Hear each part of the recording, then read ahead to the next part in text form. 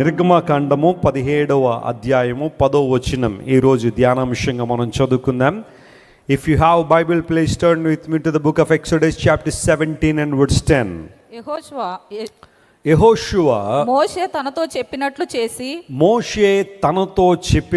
చేసి అమాలేకీయులతో యుద్ధమాడెను. మోషే అహరోను హూరు అనువారు ఆ కొండ శిఖరమెక్కిరి. చాలండి. ఈరోజు నేను బైబిల్లోంచి ఒక ప్రాముఖ్యమైన వ్యక్తి గురించి మాట్లాడాలని ఆశిస్తున్నా. బైబిల్ గ్రంథాన్ని మనం రెండు రకాలుగా చదవచ్చు. ఒకటి డాక్ట్రినల్ స్టడీ, సైద్ధాంతికపరమైన విషయాలు బైబిల్లో చాలా ఉన్నాయి. రెండవది వ్యక్తిగతంగా కొంతమంది వ్యక్తులను మనం అధ్యయనం చేయడం. దాన్ని ఏమంటారంటే క్యారెక్టర్ స్టడీ అంటారు. బైబిల్ గ్రంథంలో రాయబడిన కొన్ని వ్యక్తిత్వాలను జాగ్రత్తగా పరిశీలన చేయడం. ఈ మధ్యకాలంలో నేను బైబిల్ గ్రంథంలో ఒక్కసారి మాత్రమే ప్రస్తావించబడినవారు లేదా 2-3 సార్లు మాత్రమే ప్రస్తావించబడిన కొంతమంది వ్యక్తులను మీకు పరిచయం చేస్తున్నాను. పోయిన ఆదివారం కాకుండా అంతకుముందు ఆదివారం మీలో ఎవరైనా దేవుని వాక్యాన్ని వినుంటే హనాని అనబడే ఒక వ్యక్తి గురించి చాలా స్పష్టంగా చాలా విషయాలు మనం విన్నాం. నెహెమ్యా గ్రంథంలో హనాని అనే ఒక వ్యక్తి కనబడతాడు. అతడు నెహెమ్యా యొక్క సహోదరుడు. అతడు చేసిన పని చిన్నదైనప్పటికీ కూడా అతడు ఏ విధంగా రివార్డు పొందాడో ఆ వాక్యం ద్వారా మీలో చాలామంది దీవెన పొందారు. అలా బైబిల్ గ్రంథంలో కొంతమంది వ్యక్తులను పరిశుద్ధాత్మ దేవుడు మన ముందు ఉంచారు. బైబిల్ గ్రంథం అనేది చరిత్రకు ఆధారమైన గ్రంథం, అనేకమైన మర్మములతో కూడుకున్న గ్రంథం. ఒక్కొక్క క్యారెక్టర్ని మనం లోతుగా పరిశీలన చేయడం ద్వారా అయితే పాఠాలు నేర్చుకుంటాం లేదా గుణపాఠాలు నేర్చుకుంటాం. ఒకవేళ బైబిల్లో ఎవరైనా కొంతమంది ఒక రాంగ్ యాటిట్యూడ్ కలిగిన వారు కావచ్చు, లేదా దేవునికి అవిధేయమైన స్వభావాన్ని కలిగిన వ్యక్తుల గురించి మనం చదివినప్పుడు అలా మనం ఉండకూడదు అనే నిర్ణయాన్ని తీసుకున్నట్లుగా దేవుడు మనకు సహాయం చేస్తాడు. లేదా అబ్రహాము కావచ్చు, దావీదు కావచ్చు, దానియేలు కావచ్చు, ఇంకెవరైనా కొంతమంది భక్తులు దేవుని చేతుల్లో బలంగా వాడబడి ఉంటే వారు ఎందుకు దేవుని చేతుల్లో బలంగా వాడబడ్డారు, వారు తీసుకున్న నిర్ణయాలు ఏంటి, వారి జీవితంలో ఎలాంటి లక్షణాలను కలిగి ఉన్నారు పరిశీలన చేయడం ద్వారా మనం కూడా అట్టి ఆధ్యాత్మిక స్థితిని పొందుకోవడానికి వారి వ్యక్తిత్వాలు మనకు ఉపయోగపడతాయి. ఈరోజు ఈ ఆదివారపు ఆరాధనలో దేవుని వాక్యాంశంగా నేను ఒక వ్యక్తిని మీకు పరిచయం చేస్తాను. అతని పేరు హూరు. అందరూ చెప్పండి, అతని పేరేంటి? హూరు.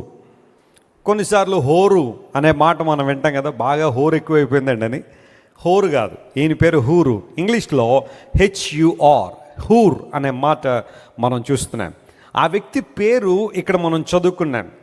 నిర్గమకాండం 17:10లో మోషే, అహరోను, హూరు అనేవారు కొండ శిఖరం ఎక్కారని బైబిల్లో రాయబడింది. ఈరోజు హూరు అనబడే ఆ వ్యక్తి జీవితంలోంచి కొన్ని ప్రాముఖ్యమైన అంశాలు మీతో మాట్లాడి నా సందేశాన్ని ముగింపులో తీసుకొస్తాను. అందరూ జాగ్రత్త వినండి. బైబిల్లో ఈ పేరు కలిగిన వారు ఇంకొంతమంది ఉన్నారు. ఈయన ఒక్కడే కాదు, ఇంకా కొంతమంది ఉన్నారు. జస్ట్ అవుట్లైన్స్ ఇస్తాను, వాళ్ళు ఎక్కడ ఉన్నారు అనేది పరిశీలన చేస్తే నెహెమ్యా గ్రంథం 3వ అధ్యాయం 9వ వచనంలో ఒక ఆయన కనబడతాడు. ఆయన పేరు కూడా హూరు అని బైబిల్లో రాయబడింది.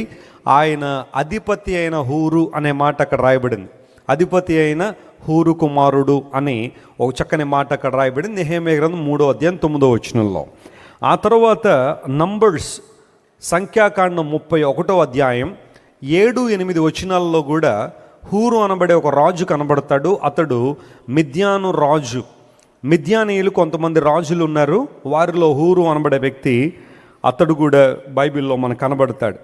ఆ తర్వాత ఇప్పుడు మనం చదువుకున్న ఆయన నిర్గమకాండం 17వ అధ్యాయం 10వ వచనంలో చదువుకున్న ఆయన 3వ వ్యక్తి. ఈయన ఇంకొక హూరు. నెహెమ్యా గ్రంథంలో ఒక ఆయన, సంఖ్యాకాండంలో ఒక ఆయన, ఇప్పుడు మనం చదువుకున్న వాక్య భాగంలో నిర్గమకాండంలో మరొక ఆయన. ఈ పేరు కలిగిన వారు బైబిల్లో మనకు కనబడుతున్నారు. వాస్తవానికి ప్రియులారా, బైబిల్లో అయితే ఆ రిలేషన్ గురించి లేదు, కానీ ఈ హూరు అనబడే ఆయన మోషే గారికి ఒక సహోదరు ఉంది. ఎవరైనా పేరు చెప్పగలరా? మోషే గారి సిస్టర్ గారి పేరు డయానా, మిరియాం కదా. మోషే గారి సిస్టర్ పేరు డయానా కాదు, మిరియాం గారు. మిరియాం గారి భర్త ఈ హూరు అని ఒక జూయిష్ ట్రెడిషన్లో ఒక కామెంటరీలో రాశారు. బైబిల్లో ఆ రిలేషన్ గురించి రాయబడలేదు, కానీ ఈ పేరు మాత్రం ప్రస్తావించబడింది. కానీ మోషే గారి యొక్క సహోదరి మిరియాం యొక్క భర్త ఈయన పేరు హూరు అని ఒక జ్యూయిష్ ట్రెడిషన్లో మనం చూడగలుగుతున్నాం. ఇప్పుడు ఈయన గురించి బైబిల్ ఏం చెబుతుంది, ఆయన జీవితంలో మంచి నేర్చుకోవాల్సిన పాఠాలు ఏంటో త్వరగా నేను చెప్పి నా అంశాన్ని ముగింపులో తీసుకొస్తాను. బైబిల్లో రాయబడిన ఏ పేరుకైనా మంచి అర్థం ఉంటుందని వింటున్నాం కదా. బైబిల్లో రాయబడిన ప్రతి పేరుకి ఏముంది చెప్పండి, ఒక అర్థం ఉంది. అర్థం లేకుండా వ్యర్థంగా ఏ పేరు మనకు బైబిల్లో కనబడదు. హూరు అనే మాటకు అర్థం ఏంటి?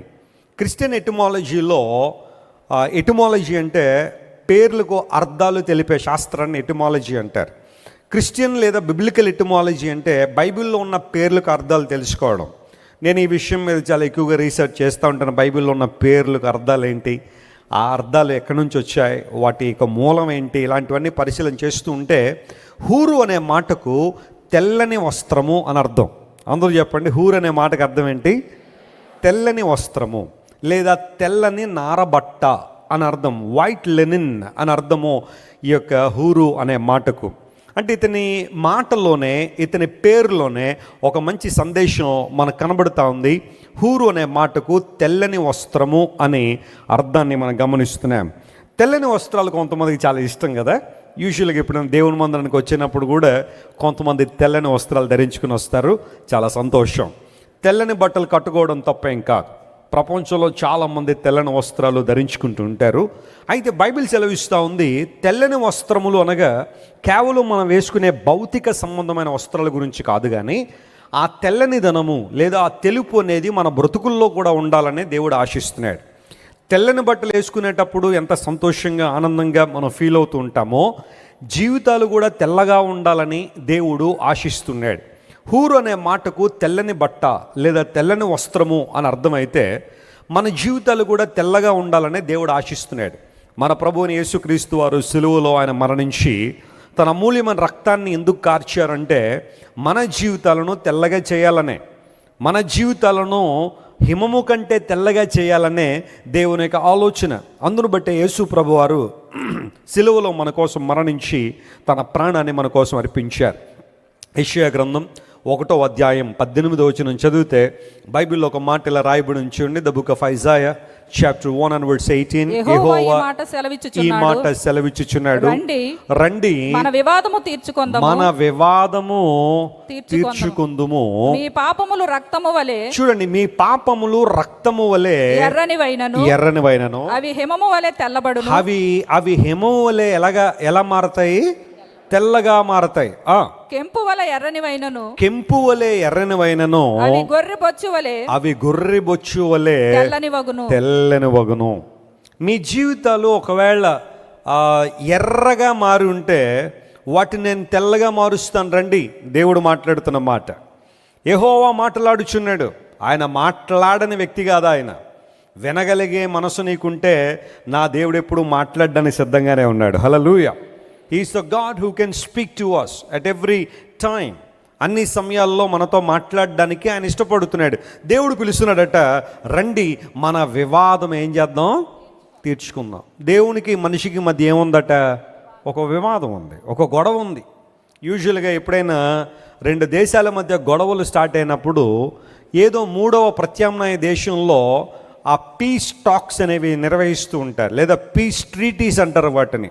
శాంతి ఒప్పందాల కోసం పిలుస్తూ ఉంటారు, రండి మనం కూర్చుని మాట్లాడుకుందామని.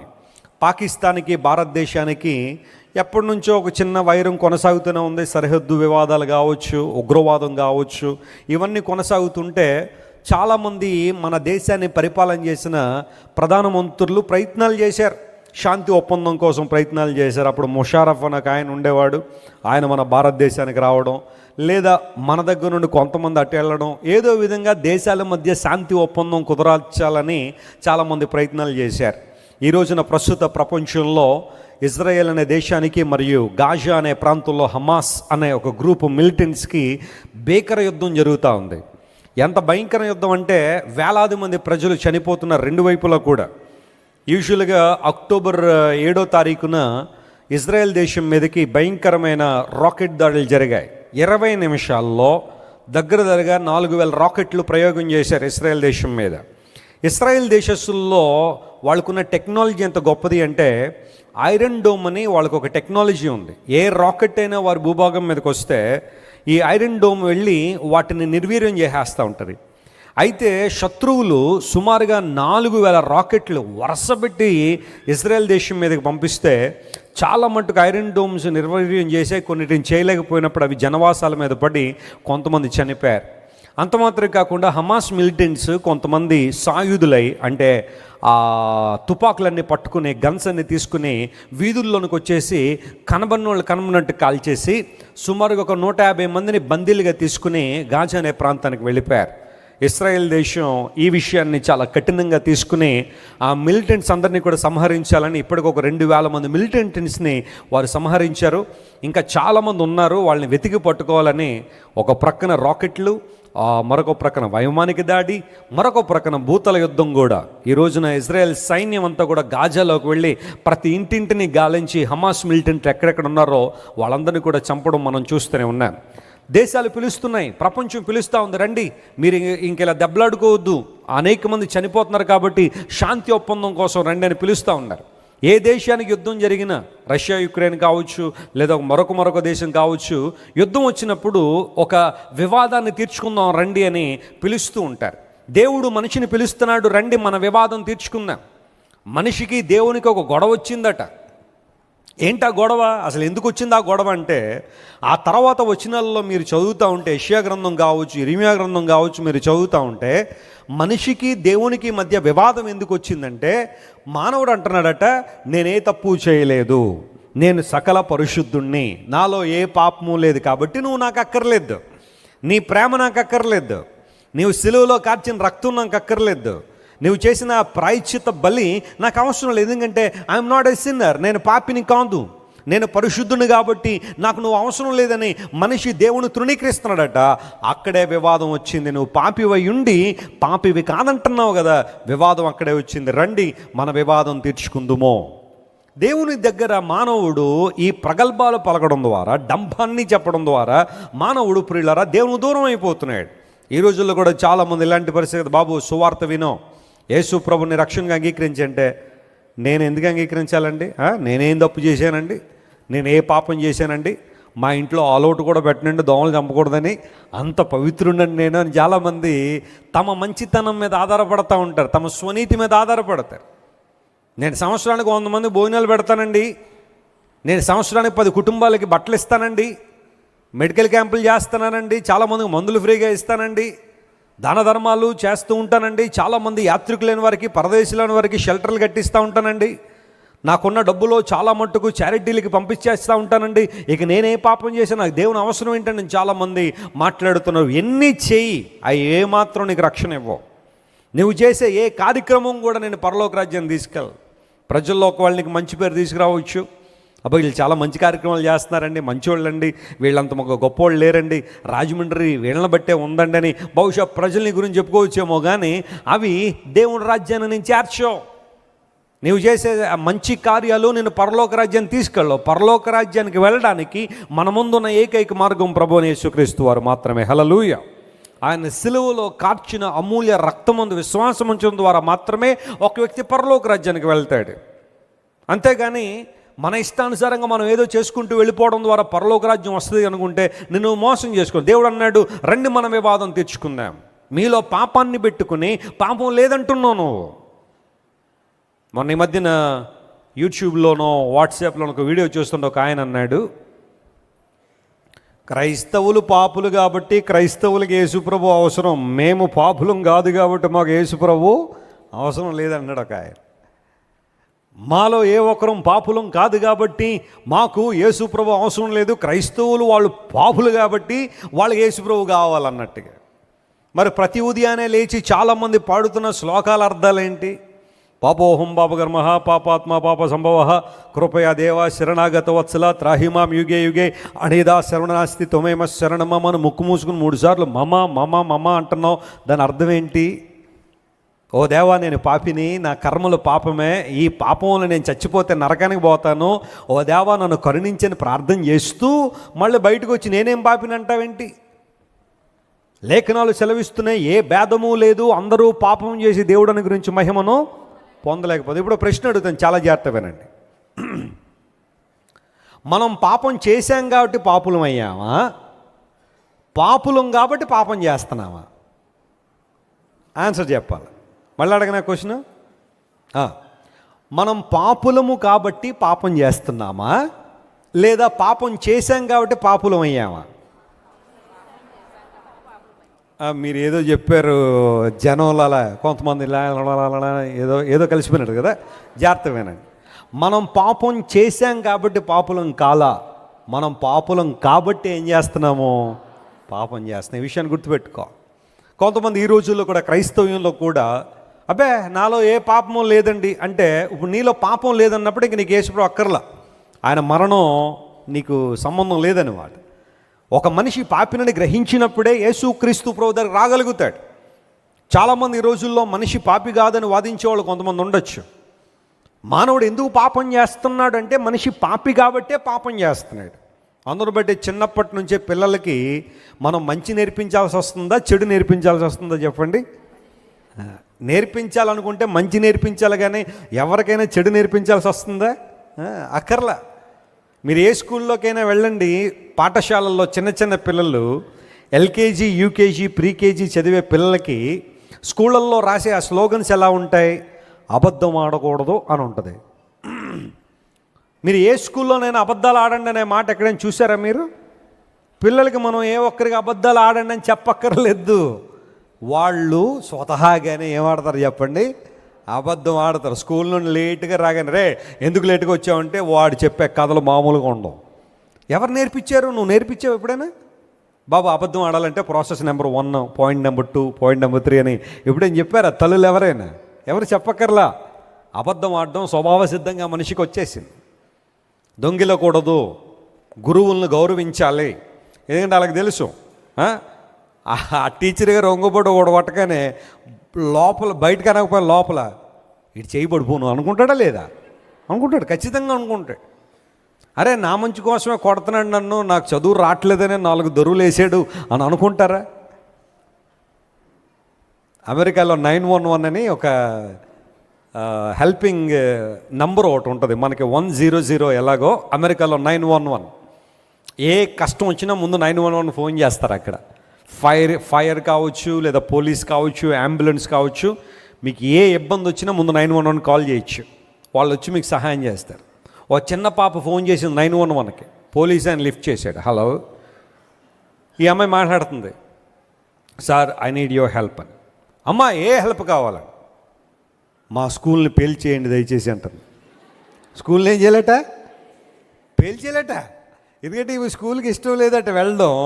ఇప్పుడు స్కూల్ ఉన్న దగ్గర నుంచి తల్లిదండ్రులు స్కూల్కి వెళ్ళి అంటున్నారట. అందును బట్టి పోలీసు వాళ్ళు ఫోన్ చేసి అంటుంది, దయచేసి మా స్కూల్ పేల్చేయండి అని. ఆ పోలీసు వాళ్ళు చాలా నవ్వుకున్నారు. ఇలాంటి ఆలోచనలు ఎందుకు వస్తాయని చిన్నపిల్లలకి ఎవరైనా చెప్పారా? ఎవరైనా నేర్పించాలా ఇలాంటివి? ఏ పిల్లలకి మనం చెడు నేర్పించాల్సిన అవసరం. స్వభావ సిద్ధంగా మనిషిలో చెడుతనం ఉంది.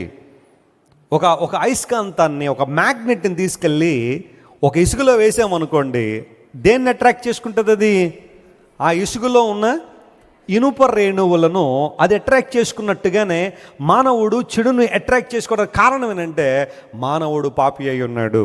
ఇదే బైబిల్ నిర్ధారించిన సత్యం. ఇది స్త్రీకి పుట్టిన నరుడు శుద్ధుడు ఎట్లు కాగలడు. దేవుడు అన్నాడు, వివాదం ఉంది మనందరికీ, మన ఇద్దరికి మధ్య గొడవ నడుస్తుంది. నువ్వు పాపివి కాదంటున్నావు, నేనేమో నువ్వు పాపి అంటున్నాను. మన ఇద్దరికి వివాదం ఉంది, తీర్చుకుందాం రండి. Come let us reason together.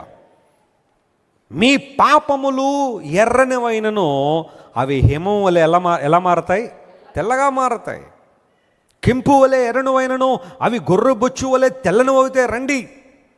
హూరు అనే మాటకు తెల్లని బట్ట, తెల్లని వస్త్రం అని అర్థమైతే, యేసుక్రీస్తు ప్రభు దగ్గరకు వచ్చిన వారి జీవితాల్లో తెల్లగా మారుతున్నాయి. గట్టిగా చవళ్ళు కొట్టి దేవుని అనుమయంపరచను. హల్లెలూయా. అంతవరకు రక్తపు మరకలతో నింపబడిన మన జీవితం, పాపపు డాగులతో నింపబడిన జీవితం. ప్రతి పాపము రక్తముతో మిళితమైంది కాబట్టి రక్తాపరాధంతో మనిషి ఉన్నాడు. ఈ అపరాధము నుండి మానవుని విడుదల చేయడానికే యేసు ప్రభు శిలువలో తన రక్తాన్ని కార్చారు. అమూల్యమైన తన రక్తాన్ని శిలువలో యేసయ్య కార్చి మనందరికీ విడుదల ఇవ్వాలని కోరుతున్నాడు. రండి, మీ జీవితాలు ఎలా మారుస్తాను? ఇప్పుడు తెల్లగా మారుస్తానని. వచ్చావా? యేసయ్య దగ్గరికి వచ్చావా? నీ జీవితం తెల్లగా మారిందా? నీ బ్రతుకు తెల్లనిదయిందా? ఇంకా చీకట్లో ఉన్నాయి, డాగులతో, మచ్చలతో, మరకలతోనే జీవిస్తున్నావా? లేఖనం సెలవిస్తూ ఉంది, ప్రభు మనల్ని పిలుస్తున్నాడు, రండి మీ వస్త్రాలు తెల్లగా మార్చబడాలనే దేవునికి ఆలోచన. ప్రకటన గ్రంథంలో కూడా ఒక సంఘటన మనం జాగ్రత్తగా పరిశీలన చేస్తే, ప్రకటన గ్రంథం 7వ అధ్యాయం దగ్గరికి రండి. అక్కడ ఒక మాట లేఖనాల్లో మనం చూద్దాం. 7వ అధ్యాయం 14వ వచనం చదువుతున్నాం. నేను ప్రకటన గ్రంథం 7వ అధ్యాయం 14వ వచనం, అందుకు నేను అయ్యా నీకే తెలియను అనగా అతడు ఈలాగు నాతో చెప్పెను, మీరు మహాశ్రమల నుండి వచ్చిన వారు, వీరు మహాశ్రమంలోంచి వచ్చారు. గొర్రెపిల్ల రక్తములో, చూడండి, గొర్రెపిల్ల రక్తములో తమ వస్త్రములను ఉతుక్కుకొని వాటిని తెలుపు చేసుకొనిరి. వాటిని ఏం చేసుకున్నారంట? వీళ్ళు తెలుపు చేసుకున్నారు. తెల్లని వస్త్రాలు ధరించుకున్న వాళ్ళు కనబడ్డారు. ఒక సమూహం అడుగుతున్నాడు, అయ్యా వారు ఎవరు అంటే, తెల్లని వస్త్రాలు ధరించుకున్న వారు ఎవరు అనగా, వారు గొర్రెపిల్ల రక్తములో తమ వస్త్రములు ఏం చేశారు? ఉతుక్కున్నారు. ఉతికేవా నీ వస్త్రాన్ని? మలినమైపోయిన మన వస్త్రాలను మనం ఏం చేస్తున్నాం చెప్పండి? ఉతుకుతున్నాం. నేను ఉతకనండి, మా అమ్మగారు ఉతుకుతారంటున్నారు కొంతమంది. ఎవరో ఒకళ్ళు ఉతుకుతున్నారు కదా. ఇప్పుడు ఉతుకుడు పని కొంచెం తగ్గిపోయి ఇప్పుడు ఏమొచ్చినాయి చెప్పండి? వాషింగ్ మెషిన్స్ వచ్చాయి. అన్నీ స్విచ్లు ఆన్ చేయడమే. ఉతకడానికి ఒకటే, పిండడానికి ఒకటే, మళ్ళీ ఆ తర్వాత ఆరేయడానికి ఒకటి. ఆఖరికి ఒక్కసారి మనం బట్టలు అందులో వేసామంటే ఉతికేసి పిండేసి ఆరేసి చాలా చక్కగా బయటకు వచ్చేస్తున్నాయి. కానీ పూర్వదినాల్లో బట్టలు ఏం చేశారు చెప్పండి? ఉతికేవారు. అందును బట్టి స్త్రీలకు పెద్దగా రోగాలు వచ్చేవి కాదు. ప్రతి పని చేసేవారు కాబట్టి బట్టలు ఉతకడంలో చాలా శారీరక శ్రమ ఉంటుంది. ఒకవేళ ఏదైనా పచ్చడి రుబ్బాలనుకోండి, ఏం చేసేవారు? ఇదివరకు రుబ్బేవారు, రోట్లో వేసి దంచేవారు. ఇవన్నీ చేయడం వల్ల మంచి ఆరోగ్యంగా ఉండేవి. ఇప్పుడు అన్నీ ఏమొచ్చేసినాయి? స్విచ్లు. ఒకసారి ఇద్దరు భార్యాభర్తలు ప్రాంతంలో ఉన్నారు. భర్త వాళ్ళ వివాహ వార్షికోత్సవ రోజున ఒక మిక్సీ పట్టుకొచ్చాడట. మిక్సీ పట్టుకొచ్చి అన్నాడట, ఈ రోజు నుండి సగం పని ఇదే చేసేస్తుంది మన ఇంట్లో అన్నాడట. అప్పుడు ఆమందంట, 2 తెచ్చేపోయారండి, మొత్తం పని అయిపోను కదా అందంట. అంటే ఆ మిగతా సగం కూడా చేయదట అమ్మగారు. 2 మిక్సీలు వేసి మొత్తం పని అంతా వాటి మీద నెట్టేలేనే. సుఖాసక్తులు అయిపోయారు చాలామంది స్త్రీలు. పురుషులు కూడా అలాగే ఉన్నారనుకోండి. నేను కేవలం స్త్రీల గురించి మాట్లాడడంలా. ఎంతో కొంత శారీరక పరిశ్రమ రోజు ఉండడం ద్వారా కొంచెం ఆరోగ్యం ఉంటుందని డాక్టర్లు కూడా చెబుతున్నారు. కాబట్టి అప్పుడప్పుడన్నా ఏదో ఒక పని చేయడం నేర్పించాలి. ఆడపిల్ల ఎవరైనా పెళ్లి వయసు వచ్చిన ఆడపిల్ల ఎవరైనా ఉంటే వాళ్ళకి ఏమన్నా కొన్ని చిన్న టీ పెట్టడం, కాఫీ పెట్టడం, ఇవి కూడా ఏం చేయాలా? నేర్పించాలి. మొన్న ఒక ఆయన అంటున్నాడు, పెళ్లి చేసుకున్నాను కానీ నా భార్యకి టీ పెట్టడం కూడా రాదండి అన్నాడు. అంత చక్కగా పెంచారు అనమాట అనుకున్నా. కనీసం టీ అన్నా పెట్టడం కూడా నేర్చుకోవాలి కదా. వస్త్రాలు ఉతుక్కుంటున్నాం మనం. మలినమైపోయిన వస్త్రాలు ఉతుకుతున్నాం. దానికోసం డిటర్జెంట్లు వాడుతున్నారు చాలామంది. స్కూల్కి వెళ్తాడు పిల్లవాడు, మొత్తం బురదలో దొరలు ఇంటికి వస్తాడు. పూర్వదినాల్లో అయితే వాడిని 4 బాధేవారు తల్లిదండ్రులు. ఎరా బట్టలు ఎంత మురికి చేసేసుకున్నాను. ఇప్పుడు ఆ బాధ లేదట. వాషింగ్ పౌడర్ నిర్మా. ఇదివరకు ఏమొచ్చిందిరా కర్మ అనేవాళ్ళు. ఇప్పుడు వాషింగ్ పౌడర్ నిర్మ, పాల వంటి తెలుపు. ఇలా ఆ తర్వాత రకరకాల యాడ్లన్నీ వచ్చేసినాయి కదా. ఒక డిటర్జెంట్ గురించి యాడ్ రాగానే మళ్ళీ ప్రక్కనే ఇంకో డిటర్జెంట్ గురించి యాడ్ వస్తుంది. దీనికంటే అది మంచిదని, అదికంటే ఇది మంచిదని రకరకాల పోరాటాలు, కాంపిటీషన్లు, ఇవన్నీ కూడా. బట్టలు మలినమైపోతే ఉతుక్కుంటున్నాం, దేహం మలినమైపోతే కడుక్కుంటున్నాం, స్నానాలు చేస్తున్నాం, సబ్బులు ఉపయోగిస్తున్నాం. మొన్న ఒక ఆయన అన్నాడు, వెస్లీ గారు నేను వాడే సబ్బు ఎంత అన్నాడు. ఎంత బాబు అన్న? 1100 అన్నాడు. 1100 సబ్బు పెట్టి తోమేస్తున్నాడు రోజు. ఎలాగున్నాడో అలాగే ఉన్నాడు ఆయన. పాపం ఏదో ఒక సాటిస్ఫాక్షన్. 1100 రూపాయలు సబ్బు బట్టి ఉతికే తోమేస్తున్నాడు దేహాన్ని. నువ్వు ఎంత తోమేసినా మళ్ళీ రేపు పొద్దుటికి మళ్ళీ ఏం చేయాలా? మళ్ళీ స్నానం చేయాలి. ఒక ఆమె వచ్చింది మా దగ్గరికి. వచ్చినప్పుడల్లా రిన్ సోపు స్మెల్ వచ్చేది. రిన్ సోప్ తెలుసు కదా, బట్టలు ఉతుకుతారు, ఆ స్మెల్ వచ్చేది. నేను అనుకున్నాను ఎక్కడ నుండి వస్తుంది ఈ స్మెల్ అని. ఆ ఉదయం లేచి రిన్ సోపుతో తోమేసుకుంటుంది బాడీ అంతా. అంటే మనం రిన్ సోపుతో తోమినప్పుడు బట్టలు తెల్లగా అవనొచ్చో నా దేహం ఎందుకు కాకూడదు అనుకుందేమో. రిన్ సోపు పెట్టి మొత్తం తోమేసి బయటకు వచ్చేసరికి మొత్తం అదే వాసన. ఒకసారి అడిగానమ్మా, నువ్వు వస్తుంటే రిన్ సోపు వాసన వస్తుంది ఏంటమ్మంటే, మరి అదే కదండి వాడేస్తున్నాను స్నానానికి అంత. జాగ్రత్త అమ్మా శరీరం అంతా ఏమైంది, ఆ బట్టలు ఉతికే సోపుతో శరీరంతో తోమేస్తుంది అమ్మగారు, ఎందుకంటే తెల్లగైపోతాం.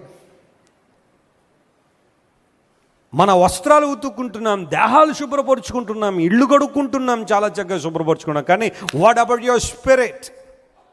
పాపం అంటుకున్న నీ దేహం, పాపం అంటుకున్న నీ ఆత్మ, పాపం అంటుకున్న నీ మనస్సు ఎవరు శుభ్రపరుస్తారు? ఎవరు నీ జీవితాన్ని శుభ్రపరిచేవారు? ఈ లోకంలో శుభ్రపరిచే సాధనం ఏంటి? లేఖనం సెలవిస్తున్న గొర్రె పిల్ల రక్తములో తమ వస్త్రాలు ఏం చేశారు? ఉతుక్కున్నారు. ఉతుక్కున్నావా నీ దేహాన్ని? నీ వస్త్రాలను గొర్రెపిల్ల రక్తంలో ఉతికావా? యేసయ్య రక్తంలో నీ జీవితాన్ని ఉతికావా? ఇంకా అదే పాత జీవితం, ఇదే పాత అలవాట్లు, పాత ఆలోచనలు, రోత బ్రతుకు, అవే మోహపు చూపులు, అవే వ్యభిచార తలంపులు, అదే త్రాగుబోతు తనం మీద ఆశ ఇంకా పోలేదు, లోక సమాన ఇచ్చలు, లోక సమాన అనుభవాల్లో ఇంకా ఎదుగుతూ నేను క్రైస్తవుండండి అని నిన్ను నువ్వు చెప్పుకున్నంత మాత్రాన నువ్వు క్రైస్తవుడు కాదు. You are deceiving yourself. నేను నువ్వు మోసం చేసుకుంటున్నావేమో. ఈరోజు నువ్వు ఉతకాలి నీ జీవితాన్ని. యేసయ్య రక్తము నీకోసం ప్రవహించిన రక్తం, సిలువలో ఆయన కార్చిన అమూల్య రక్తం, ఒక్క రక్త బొట్టు కూడా ఆయనలో ఉంచుకోకుండా సమస్తాన్ని యేసయ్య నీ కోసం నా కోసం దారపోసాడు. ఆయన సిలువలో మరణించిన తర్వాత బళ్ళెపోటు పొడిచారు, ఒక స్పియర్ పట్టుకొచ్చి యేసుప్రభు దేహంలో పొడిస్తే నీళ్లు రక్తం బయటకు వచ్చిందన్నాడు. జేమ్స్ సింప్సన్ అనే ఒక శాస్త్రవేత్త ఈ విషయం మీద పరిశీలన చేసి, ఒక వ్యక్తి దేహంలోంచి ఆ ద్రవం, ఆ ఫ్లూయిడ్ లేదా ఆ లిక్విడ్ ఎప్పుడు బయటకు వస్తుందంటే ఆ వ్యక్తి సంపూర్ణంగా మరణించినప్పుడు, రక్తం అంతా కోల్పోయినప్పుడు. యేసు ప్రభు నీ కోసం నా కోసం సిలువలో తన రక్తాన్ని కార్చారు. ఆ రక్తంలో నీ జీవితాన్ని కడుక్కున్నావా? నీ జీవితాన్ని శుభ్రపరుచుకున్నావా? నీ బ్రతుకు మారిందా? అమెరికా దేశంలో ఒక భయంకరమైన గ్యాంగ్ లీడర్ ఉండేవాడు. అతని పేరు నికీ క్రూస్ అంటారు అతన్ని. ఎంత భయంకరమైన వ్యక్తి అంటే, గ్యాంగ్స్ అనగానే వాళ్ళకి కొన్ని అలవాట్లు ఉంటాయి. ఒకటి డ్రగ్స్, విపరీతంగా డ్రగ్స్ తీసుకుంటారు. వాళ్ళకి ఇక ఈ లిక్కర్, సిగరెట్లు ఇవన్నీ ఇంకా వాళ్ళకి మజా ఇవ్వవు అనమాట, కిక్ ఇవ్వవు అనమాట. వాళ్ళు ఇంకా పైకి ఇంకా డ్రగ్స్ తీసేసుకుంటాం. ఆ డ్రగ్స్కి అలవాటు పడిపోయిన వాళ్ళు ఎప్పటికీ చాలామంది, భారతదేశంలో కూడా చాలామంది యువత ఈ రోజున డ్రగ్స్ బారిన పడినవాళ్ళు. పోలీసు వాళ్ళు లాగుతుంటే ఆ తేగ పట్టుకుంటే డొంకంతా బయటకు వస్తున్నట్టుగా ఈ రోజుల్లో సెలబ్రిటీల పిల్లలు, సినిమా యాక్టర్ల పిల్లలు, పాలిటీషియన్స్ పిల్లలు అందరూ కూడా ఆ డ్రగ్స్లో ఇన్వాల్వ్ అయిపోయి ఉన్నారు. విపరీతమైన డబ్బులు వాటి కోసం వెచ్చిస్తూ ఆ డ్రగ్స్ తీసుకోవడంలో ఒకలాంటి మైకం, ఒకలాంటి ఆనందం పొందాలనే ఆలోచన. కొకైన్ కావచ్చు, హెరాయిన్ కావచ్చు, ఎల్ఎస్డి కావచ్చు, ఇంకా చాలా పేర్లు ఉన్నాయని కూడా అవన్నీ అప్రస్తుతం ప్రస్తావించాలని నేను అనుకోవట్లేదు. అవన్నీ తీసుకోవడం ద్వారా, ఎల్ఎస్డి అని ఒక చిన్న డ్రగ్ ఉంటుంది, ఒక పేపర్లా ఉంటుంది, అది నాలుక మీద పెట్టుకుంటే 2 రోజులు ఎక్కడున్నామో తెలియదు. చాలామంది యవనస్తులు, 10-15 మంది యవనస్తులు ఒక రూమ్లోకి వెళ్ళిపోయి వాటిని తీసుకుని ఒకళ్ళ మీద ఒకళ్ళు పడిపోవడమే. అక్కడ ఏం చేస్తున్నారో తెలియదు, లోపల ఏం జరుగుతుందో తెలియదు. తల్లిదండ్రులు నెత్తి నోరు బాదుకుని మా కొడుకు మా కూతురు బతుకులు నాశనం అయిపోతున్నాయి సార్, ఈ డ్రగ్స్ ఎలా వస్తున్నాయో తెలియదు వాళ్ళకి ఏడుస్తూ ఉన్నారు. పోలీసు వాళ్ళు ఎంత ప్రయత్నం చేసినా, ఎన్ని చెకింగ్ చేసినా గంజాయిని ఆపలేకపోతున్నారు, డ్రగ్స్ని ఆపలేకపోతున్నారు. ఎక్కడ చూడండి. ఎందుకు మాట చెబుతున్నాను తెలుసా? మానవుడు మత్తు పదార్థాలకు బానిస అయిపోయినట్టుగానే ఆ నికీ క్రూస్ కూడా రోజు డ్రగ్స్ కావాలి అతనికి. డ్రగ్స్, గ్యాంగ్స్, గర్ల్స్, భయంకరంగా జీవిస్తూ గన్స్, అందరినీ వైలెంట్ మ్యాన్ అన్నమాట. అందరినీ దౌర్జన్యం చేసి డబ్బులు సంపాదించడం. ఇలాంటి వాడు మారతాడని ఎవరో అనుకోరు అనమాట. అంత దౌర్భాగ్యం అనే జీవితం అతనిది. అలాంటి పరిస్థితుల్లో ఫిలదెల్ఫియా అనే ప్రాంతంలో డేవిడ్ విల్కర్సన్ అనే దేవుని సేవకుడు ప్రార్థన చేస్తున్నాడు, ప్రభువా నీ సేవ నేను చేయాలి, ఎక్కడ చేయమంటావంటే దేవుడు అన్నాడు, గ్యాంగ్స్ మధ్యకి వెళ్ళి సువార్త ప్రకటించు. ఆ యవనస్తులు కూడా నాకు కావాలి, వారు కూడా రక్షణ పొందాలని నేను ఆశిస్తున్నానని దేవుడు చెప్పగానే ఫిలదెల్ఫియా న్యూయార్క్ ప్రయాణం చేసుకుంటూ వచ్చాడు దేవుని సేవకుడు. వచ్చి ఆ గ్యాంగ్లో ఉన్న వాళ్ళందరినీ కూడా ఎంక్వైరీ చేసి ఒక్కొక్కరికి ఒకరు సువార్త చెప్తున్నాడు. ఒక రోజున ప్రార్థన చేశాడు, ప్రభువా ఈ చిన్న వాళ్ళు కాదు, ఆ గ్యాంగ్ లీడర్ దొరకాలి నాకు, అతను సువార్త చెప్తానని. ఆఖరికి అనుకున్నట్టుగానే దొరికాడు. దగ్గరికి వెళ్ళి సువార్త చెప్తాడు. Nicky Cruz, Jesus loves you so much. యేసు ప్రభువు నేను ఎంతగానో ప్రేమిస్తున్నాడు, ఆయన రక్తంలో నీ ప్రతి పాపను కడుక్కుంటే నిత్య జీవాన్ని ఉచితంగా ప్రభు ఇస్తాడు. ఈ లోకంలో ఉన్నదంతా టెంపరీ, ఇదంతా శాశ్వతమే, కానీ దేవుని రాజ్యం శాశ్వతమైందని స్వచ్ఛమైన సువార్త చాలా స్పీడ్గా చాలా తక్కువ సమయంలో చెప్పగానే నికీ క్రూస్ కోపం వచ్చి దైవజనుని లాగిపెట్టి ఒకటి చెంప మీద కొడతాడు. కొంచెం బక్కగా పేలగా ఉంటాడేమో సేవకుడు, ఆయన కొట్టేసరికి కింద పడిపోయాడు. మళ్ళీ పైకి లేచి అన్నాడు, నికీ క్రూస్ నువ్వు నన్ను 1000 ముక్కలు చేసే ఈరోజు పర్లేదు, మేక్ మీ 1000 పీసెస్, బట్ ఒక మాట మాత్రం విను, నా దేహంలోంచి తెగిపడే ప్రతి ముక్క కూడా చెప్పే మాట ఒకటే, యేసు ప్రభు నిన్ను ప్రేమిస్తున్నాడనే చెబుతుంది. God loves you so much.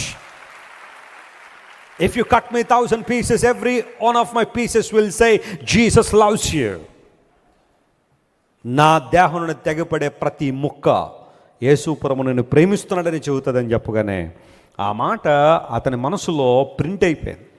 ఇంటికి వెళ్తాడు, ఇంకేం ఆలోచనలు రావట్లేదు, ఇదే ఆలోచన. నేను అంతగా కొట్టినా ఆ దేవుని సేవకుడు ఏంటి ఇలా మాట్లాడాడు, నా దేహంలోంచి తెగిపడే ప్రతి ముక్క యేసు ప్రభు నిన్ను ప్రేమిస్తాడు అనే చెబుతుందని ఆ దేవుని సేవకుడు చెప్పడంలో ఆ ప్రేమను అర్థం చేసుకోవడం ప్రారంభించింది. ఇదేదో మామూలు విషయం కాదు, మానవ ప్రేమ అయితే ఇలా చెప్పదు. తిరగబడి కొట్టేవాళ్ళే చాలామంది ఉంటారు, ఒక దెబ్బ పడితే, కానీ ఈయన తిరగబడి కొట్టకుండా మరలా నన్ను ప్రేమిస్తున్నాడని చెబుతున్నాడు. This is the pure love, this is the unconditional love. ఆ ప్రేమ నాకు కావాలని రాత్రే ఆలోచన చేసి ఎట్టకేలకు నికీ క్రూజ్ అనే ఆ భయంకర కరడుగట్టిన గ్యాంగ్ లీడర్ యేసు ప్రభువును అంగీకరించి ఈ రోజున యేసయ్య పాదసేవ చేస్తున్నాడు. దేవుని నామమున స్తోత్రం కలుగునుగాక. యేసు ప్రభు సేవ చేస్తూ తనలాంటి అనేక మంది యవన బిడ్డలను ప్రభు కొరకు సంపాదిస్తున్న గొప్ప దైవజనుడు అయ్యాడు నికీ క్రూజ్. మీరు చూస్తున్నారా, ముందున్న వ్యక్తి, ఆ వెనకాల ఉన్న పాస్టర్ గారు ఆయన డేవిడ్ విల్కర్సన్ అని ఆయన దేవుని సేవకుడు. ఎదిగి మాట చెబుతున్నాను తెలుసా, రండి మన వివాదం తీర్చుకుందాం. ఇంకెంతకాలం మీరు మీ పాపముల చేత కొట్టబడుతున్నారు, రండి వివాదం తీర్చుకుందాం. మీ జీవితాలను కెంపు వలె ఎర్రనివైననో లేదా రక్తము వలె ఎర్రనివైననో మీ జీవితాలను హిమములా తెల్లగా చేస్తాను. హూరు అనే మాటకు తెల్లని వస్త్రం, తెల్లని బట్ట అని అర్థమైతే యేసయ్య మన జీవితాలను తెలుపు చేశాడు. ఆయన మన బ్రతుకులను తెల్లని జీవితాన్ని ప్రభు మనకి చేశారు. కేవలం తెల్లని బట్టలు మాత్రమే కాదు, మన బ్రతుకులు కూడా ఎలా ఉండాలి చెప్పండి, తెల్లగా ఉండాలని దేవుడు ఆశిస్తున్నాడు. హూరు అనే మాటకు తెల్లని వస్త్రము అని అర్థం. రెండో ప్రాముఖ్యమైన అంశం దొరకొద్దాం. చూడండి, హూరు గురించి మనం ధ్యానం చేస్తూ ఉంటే ఇతడు యూదా గోత్రానికి చెందినవాడు అని లేఖనం సెలవిచ్చింది. ఆ మాటను కూడా పరిశీలించేద్దామా. ఇతడు యూదా గోత్రానికి చెందినవాడని నిర్గమకాండము 31వ అధ్యాయము 2వ వచనం చదువుకుందాం. ఎక్సోడస్ చాప్టర్ 31 and verse 2 మనం చదివితే దానిలో ఈ మాట రాయబడింది. చూడుము, నేను యూదా గోత్రములో హూరు మనవడును. చూడండి, హూరు ఆయనే. మనం చదువుకున్నాం కదా, అక్కడ అండర్లైన్ చేసుకోండి. నేను యూదా గోత్రములో హూరు మనవడును, ఊరు కుమారుడునైన బెసలేలు అను పేరు గలవాన్ని ఏం చేశాను, నేను పిలిచాను. అంటే ఈ వచనాన్ని ఆధారంగా మనం తీసుకుంటే ఈ హూరు అనబడే వ్యక్తి యూదా అనే గోత్రానికి చెందినవాడు. మీ అందరికీ తెలుసు కదా, ఇశ్రాయేలు ప్రజలు ఎన్ని గోత్రాలుగా విభజించబడ్డారు? 12 గోత్రాలుగా విభజించబడ్డారు. అంటే గోత్రాలు అంటే అవి ఎక్కడి నుంచి వచ్చినాయి అని కాదు, యాకోబు గారికి పుట్టిన 12 మంది కొడుకులు 12 గోత్రాలుగా 12 వంశములుగా వారు విభజించబడితే ఈ హూరు అనబడే వ్యక్తి యూదా అనే గోత్రానికి సంబంధించిన వాడు అని లేఖనం సెలవిస్తూ ఉంది.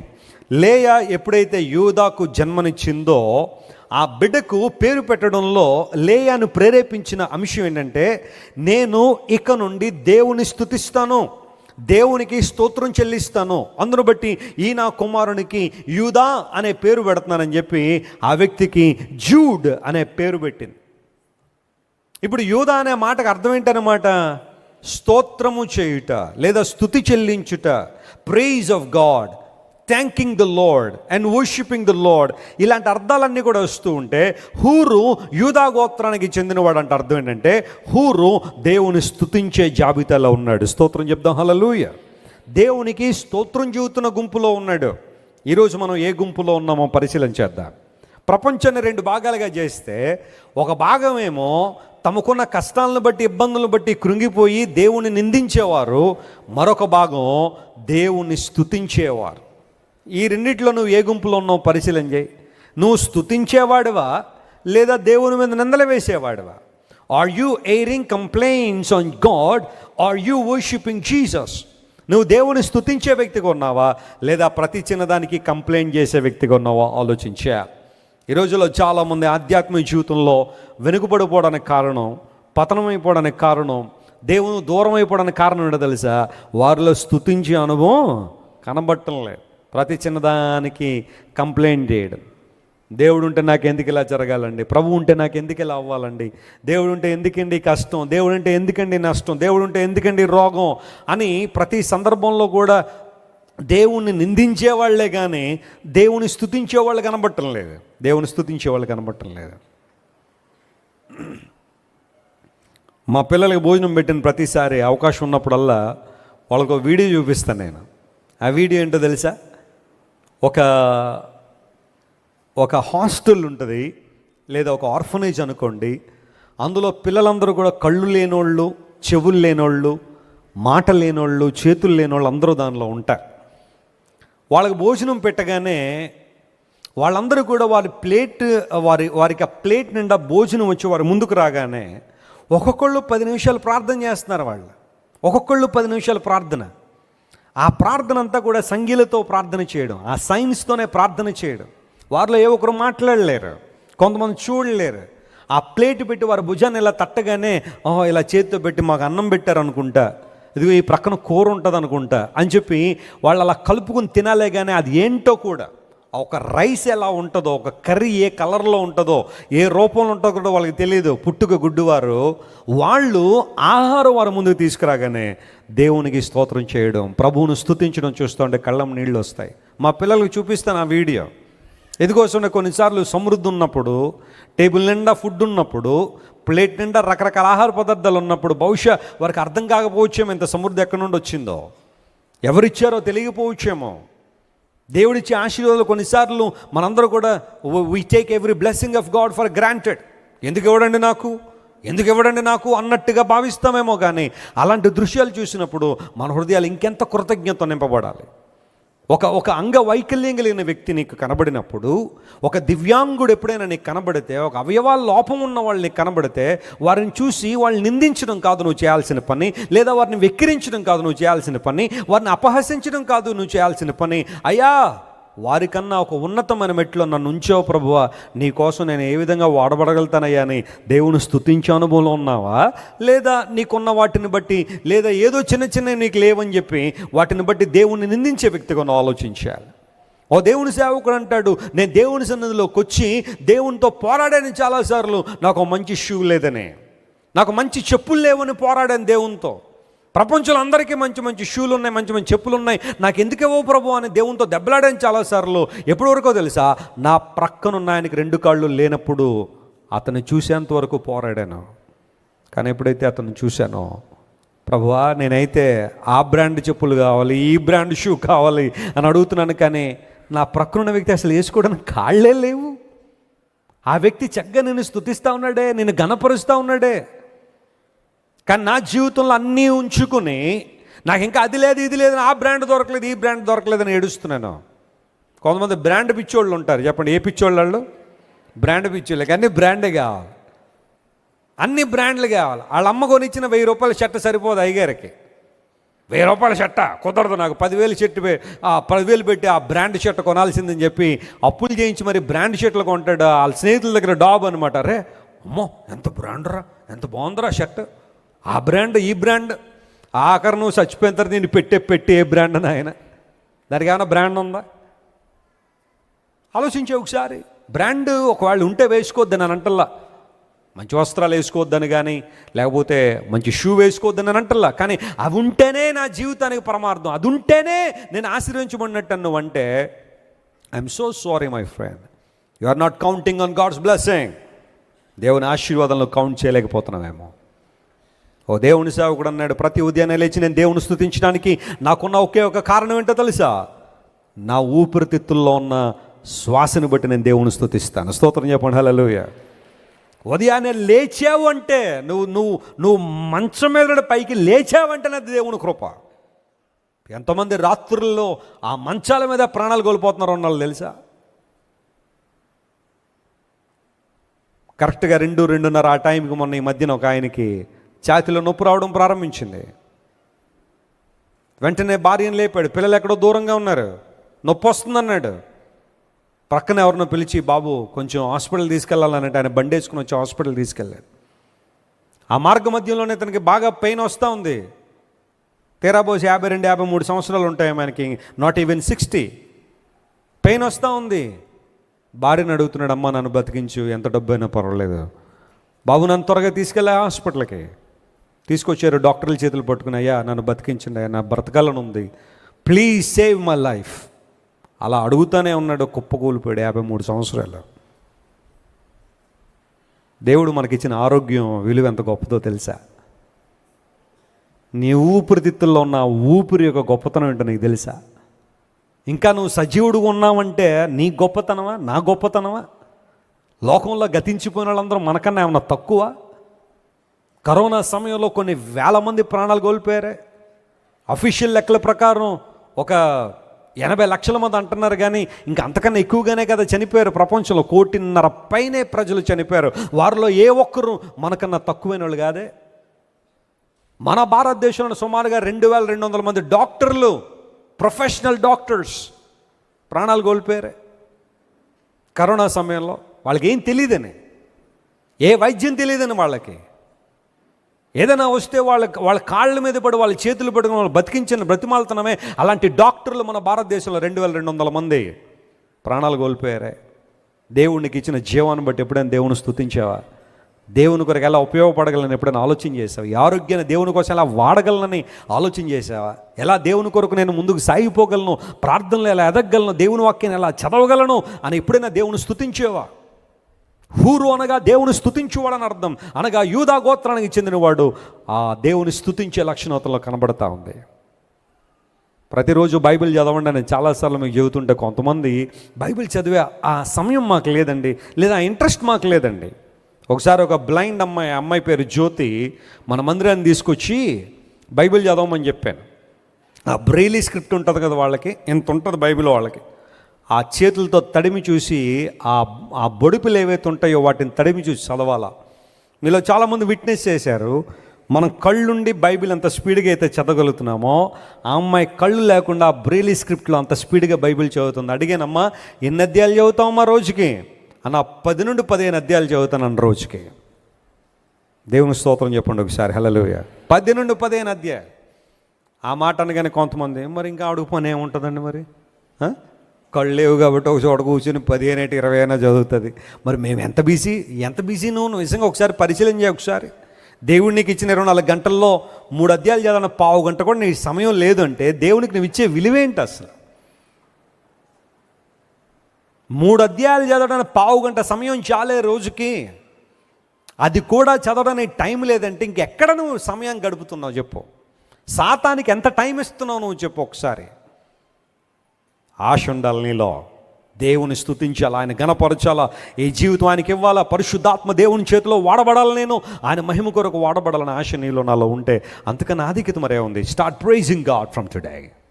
ఒకవేళ ఇంతవరకు ప్రతి దాన్ని లేదా వాళ్ళని వీళ్ళని చూసి వాతలు వేసుకున్న మనస్తత్వాన్ని బట్టి దేవుణ్ణి నిందించావేమో, కానీ ఉన్న వాటిని బట్టి దేవుని స్తుతించడం నేర్చుకో, బలమైన కార్యాలు జరుగుతాయి. నేను ఆఫ్రికా వెళ్ళినప్పుడు మొజంబిక్ అనే ప్రాంతంలో 10 రోజులు ఉన్నా నేను. ఒక 3 రోజులేమో ప్రక్కన ఎస్వాతిని అనే దేశం, ఇప్పుడు దాన్ని పూర్వదినాల్లో స్వాజిలాండ్ అన్నవారు, ఇప్పుడు ఆ దేశం పేరు మార్చారు, ఎస్వాతిని అంటారు దాన్ని. ఆ దేశంలోకి వెళ్ళిన ఒక 3 రోజులు, మిగతా 10 రోజులు మొజంబిక్ అనే దేశం ఆఫ్రికాలో చాలా పెద్ద దేశం అన్నమాట. పైనుండి క్రిందకి కొన్ని రోజులు పడుద్ది కారులో ప్రయాణం చేయాలంటే. సరే, ఆ 10 రోజులు కూడా ఎక్కడా ఖాళీ లేకుండా ఎక్కడో చోట దేవుని సువార్త ప్రకటించడానికి వెళ్తూ ఉంటే ఆఫ్రికాలో ఆ ప్రజలు మట్టి మందిరాలు అవన్నీ కూడా, కనీసం ఫ్లోరింగ్ కూడా సరిగా లేదు. ఇంకా చైర్ల సంగతి పక్కన పెట్టండి, ఫ్లోరింగ్ కూడా సరిగా లేదు అక్కడ. వాళ్ళందరూ దేవుని మందిరంలోకి వచ్చి ఆరాధన చేస్తూ ఉంటే సౌండ్ సిస్టమ్ లేదు అక్కడ. ఆ తర్వాత ఇన్స్ట్రుమెంట్లు లేవు. ఒక్కొక్కళ్ళు చప్పట్లు కొట్టి దేవుని ఆరాధన చేస్తూ ఉంటే ఆ శబ్దం 4-5 వీధులు వినబడతా ఉంది. ఉన్నది కొద్దిమందే, కానీ వారందరూ కూడా దేవుని స్తుతిస్తూ, ప్రభువా ఈ చేతులు నువ్వు ఇచ్చావు, ఈ చేతులతో నీకు మరొక్కసారి ఆరాధన చేస్తున్నాము. వారి స్వరాలు నాట్యమాడుతూ దేవుని ఆరాధించడం. దేవునికి ఆఫరింగ్ వేయాల్సిన సమయంలో వారందరూ డ్యాన్స్ వేసుకుంటూ వచ్చి ఆఫరింగ్ వేస్తారు దేవునికి. నేను అడిగాను పాస్టర్ గారిని, ఆఫరింగ్ వేసేటప్పుడు డ్యాన్స్ ఏంటండి అని అడిగితే వాళ్ళు అన్నారు, మేము దేవునికి ఇస్తున్నాము, రాజుల రాజు ప్రభువులకు ప్రభు అయిన దేవునికి మాకున్న దాంట్లో అది ఎంతైనా కావచ్చు పట్టుకొచ్చి దేవునికి ఇస్తున్నాం కాబట్టి we're rejoicing in giving to the Lord. దేవునికి ఇవ్వడంలో మేము ఆనందిస్తున్నామని నాట్యాలు చేసుకుని ఆనందించి అంతా అయిపోయిన తర్వాత ఒకళ్ళనొకళ్ళు ప్రేమతో పలకరించుకుని, ఆ పాస్టర్ గారు ఆ గేట్ దగ్గర ఉంటాడు, ఆయన మెయిన్ డోర్ దగ్గర, ఆయన పలకరించి విశ్వాసులందరూ పలకరించి ఇంటికి వెళ్తూ ఉంటే ఇది కదా పరలోకం అంటే అనిపించింది నాకు. కొన్నిసార్లు దేవుడు మనకి సౌఖ్యాలు ఇస్తున్నప్పుడు, కంఫర్ట్స్ ఇస్తున్నప్పుడు దేవుని ప్రేమ ఏంటో మనకు అర్థం కావట్లేదు. ఆయన మన పట్ల ఎంత ఉన్నతమైన ఉద్దేశాలు కలిగి ఉండడం మనకు అర్థం కావట్లే. దేవుని బిడ్డలారా, హూరు అనగా తెల్లని వస్త్రం అని అర్థం. హూరు యోధా గోత్రానికి చెందినవాడు అనగా ఆ వ్యక్తి స్తుతించేవాడిగా ఉన్నాడు, గణపరిచేవాడుగా ఉన్నాడు దేవుణ్ణి. దేవుడు అన్నాడు, నా రక్తం పెట్టుకున్న నా ప్రజలందరూ కూడా దేవుణ్ణి ఏం చేయాలా? స్తుతించువారుగా ఉండాలి, ఆయన గణపరిచేవారుగా ఉండాలి. పేతురు రాసిన మొదటి పత్రిక 2వ అధ్యాయం 9వ వచనం చదవండి ఒకసారి. పేతురు రాసిన మొదటి పత్రిక 2వ అధ్యాయం 9వ వచనం చదివితే లేఖనాలు ఈ విధంగా సెలవిస్తున్నాయి. అయితే మీరు చీకటిలో నుండి, ఒకప్పుడు మీరు చీకటిలో ఉన్నారు, ఆశ్చర్యకరమైన కానీ ఇప్పుడు ఆశ్చర్యకరమైన తన వెలుగులోనికి మిమ్మల్ని పిలిచిన వాని గుణాతిశయములను ప్రచురము చేయ నిమిత్తము. చూడండి, మిమ్మల్ని పిలిచిన వాని గుణాతిశయములు మీరు ఏం చేయాలట? ప్రచురం చేయాలి. ఏర్పరచబడిన వంశము, రాజులైన యాజక సమూహము, పరిశుద్ధ జనమును, దేవుని సొత్తైన ప్రజలై ఉన్నారు. స్తోత్రం చెప్దాం ఒకసారి, హల్లెలూయా. మనం ఎవరి సొత్తట చెప్పండి? మనం ఎవరికి చెందినవారం? దేవునికి చెందినవారం. మన ఐడెంటిటీలు వేరేగా ఉండుండొచ్చు. నేను భారతీయునండి, నేను ఆంధ్ర రాష్ట్రానికి చెందినవాడినండి, నేను రాజమండ్రి వాస్తవ్యునండి, మల్లికార్జునగర్ వాస్తవ్యంలో ఉండి మన ఐడెంటిటీలు ఏమైనా ఉండొచ్చు. కానీ అన్నిటికన్నా ప్రాముఖ్యంగా మనం ఎవరి ప్రజలం? దేవుని ప్రజలం. దేవుని సొత్తైన ప్రజలంగా దేవుడు మనల్ని చేశాడు. ఎందుకు అంటే ఆయన ప్రజలుగా మనం ఎందుకున్నాము, ఏర్పరచబడిన వంశంగా ఎందుకున్నాము, రాజులని యాజక సమూహంగా ఎందుకున్నామంటే ఆ పైన రాశాడు, మనందరం కూడా దేవుని యొక్క ప్రచురం చేయాలట. ఇంగ్లీష్లో బాగుంటుంది, టు ప్రొక్లెయిమ్ హిస్ ప్రైజెస్ అనే మాట ఉంటుంది ఇంగ్లీష్లో. నాకు చాలా ఇష్టం ఆ మాట. ఈ భూమి మీద మనం ఎందుకు బ్రతుకుతున్నామంటే ఆయనకు స్తోత్రం చెల్లించడానికి, ఆయన గుణాతిశయములను మనం ఏం చేయాలట? ప్రచురం చేయాలి. ఎవరైనా వచ్చి, అమ్మా ఏంటమ్మా ఇంత సంతోషంగా ఉన్నారు? అలా ఉంటామండి అనడం కాదు. సంతోషంగా ఎందుకున్నారంటే ఏం చెప్పాలా? యేసయ్య నా హృదయంలో ఉన్నాడు కనుక.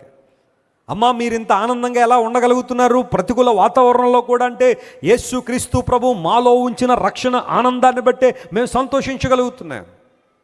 సహోదరుడా, ఇంత ధైర్యంగా ఎలా ఉండగలిగావు? రెసిషన్లో కూడా, ఈ ఆర్థిక మాంద్యంలో కూడా ఇంత ధైర్యంగా మీరు ఎలా ఉండగలుగుతున్నారంటే చెప్పు, దేవుడు మాకు పిరిగితనం కలిగిన ఆత్మని ఇయ్యలేదు, కానీ శక్తి, ప్రేమ మరియు ఇంద్రియ నిగ్రహం కలిగిన ఆత్మనిచ్చాడు. స్తోత్రం చెప్పండి, హల్లెలూయా.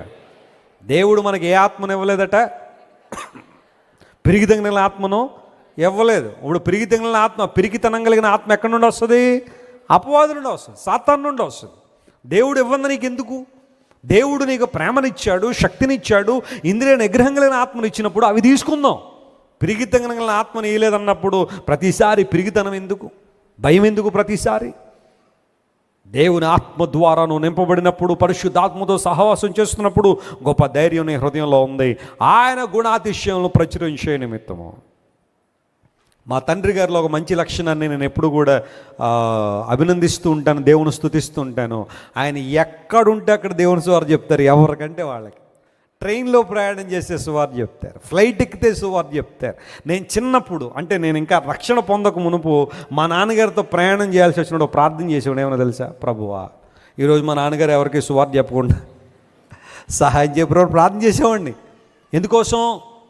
ట్రైన్లో కూర్చునేవాళ్ళం, మా నాన్నగారు ఎవరికో సువార్త చెప్తుంటే వాళ్ళు లేదు అనేవారు. మళ్ళీ ఎంబారసింగ్గా ఉండేది.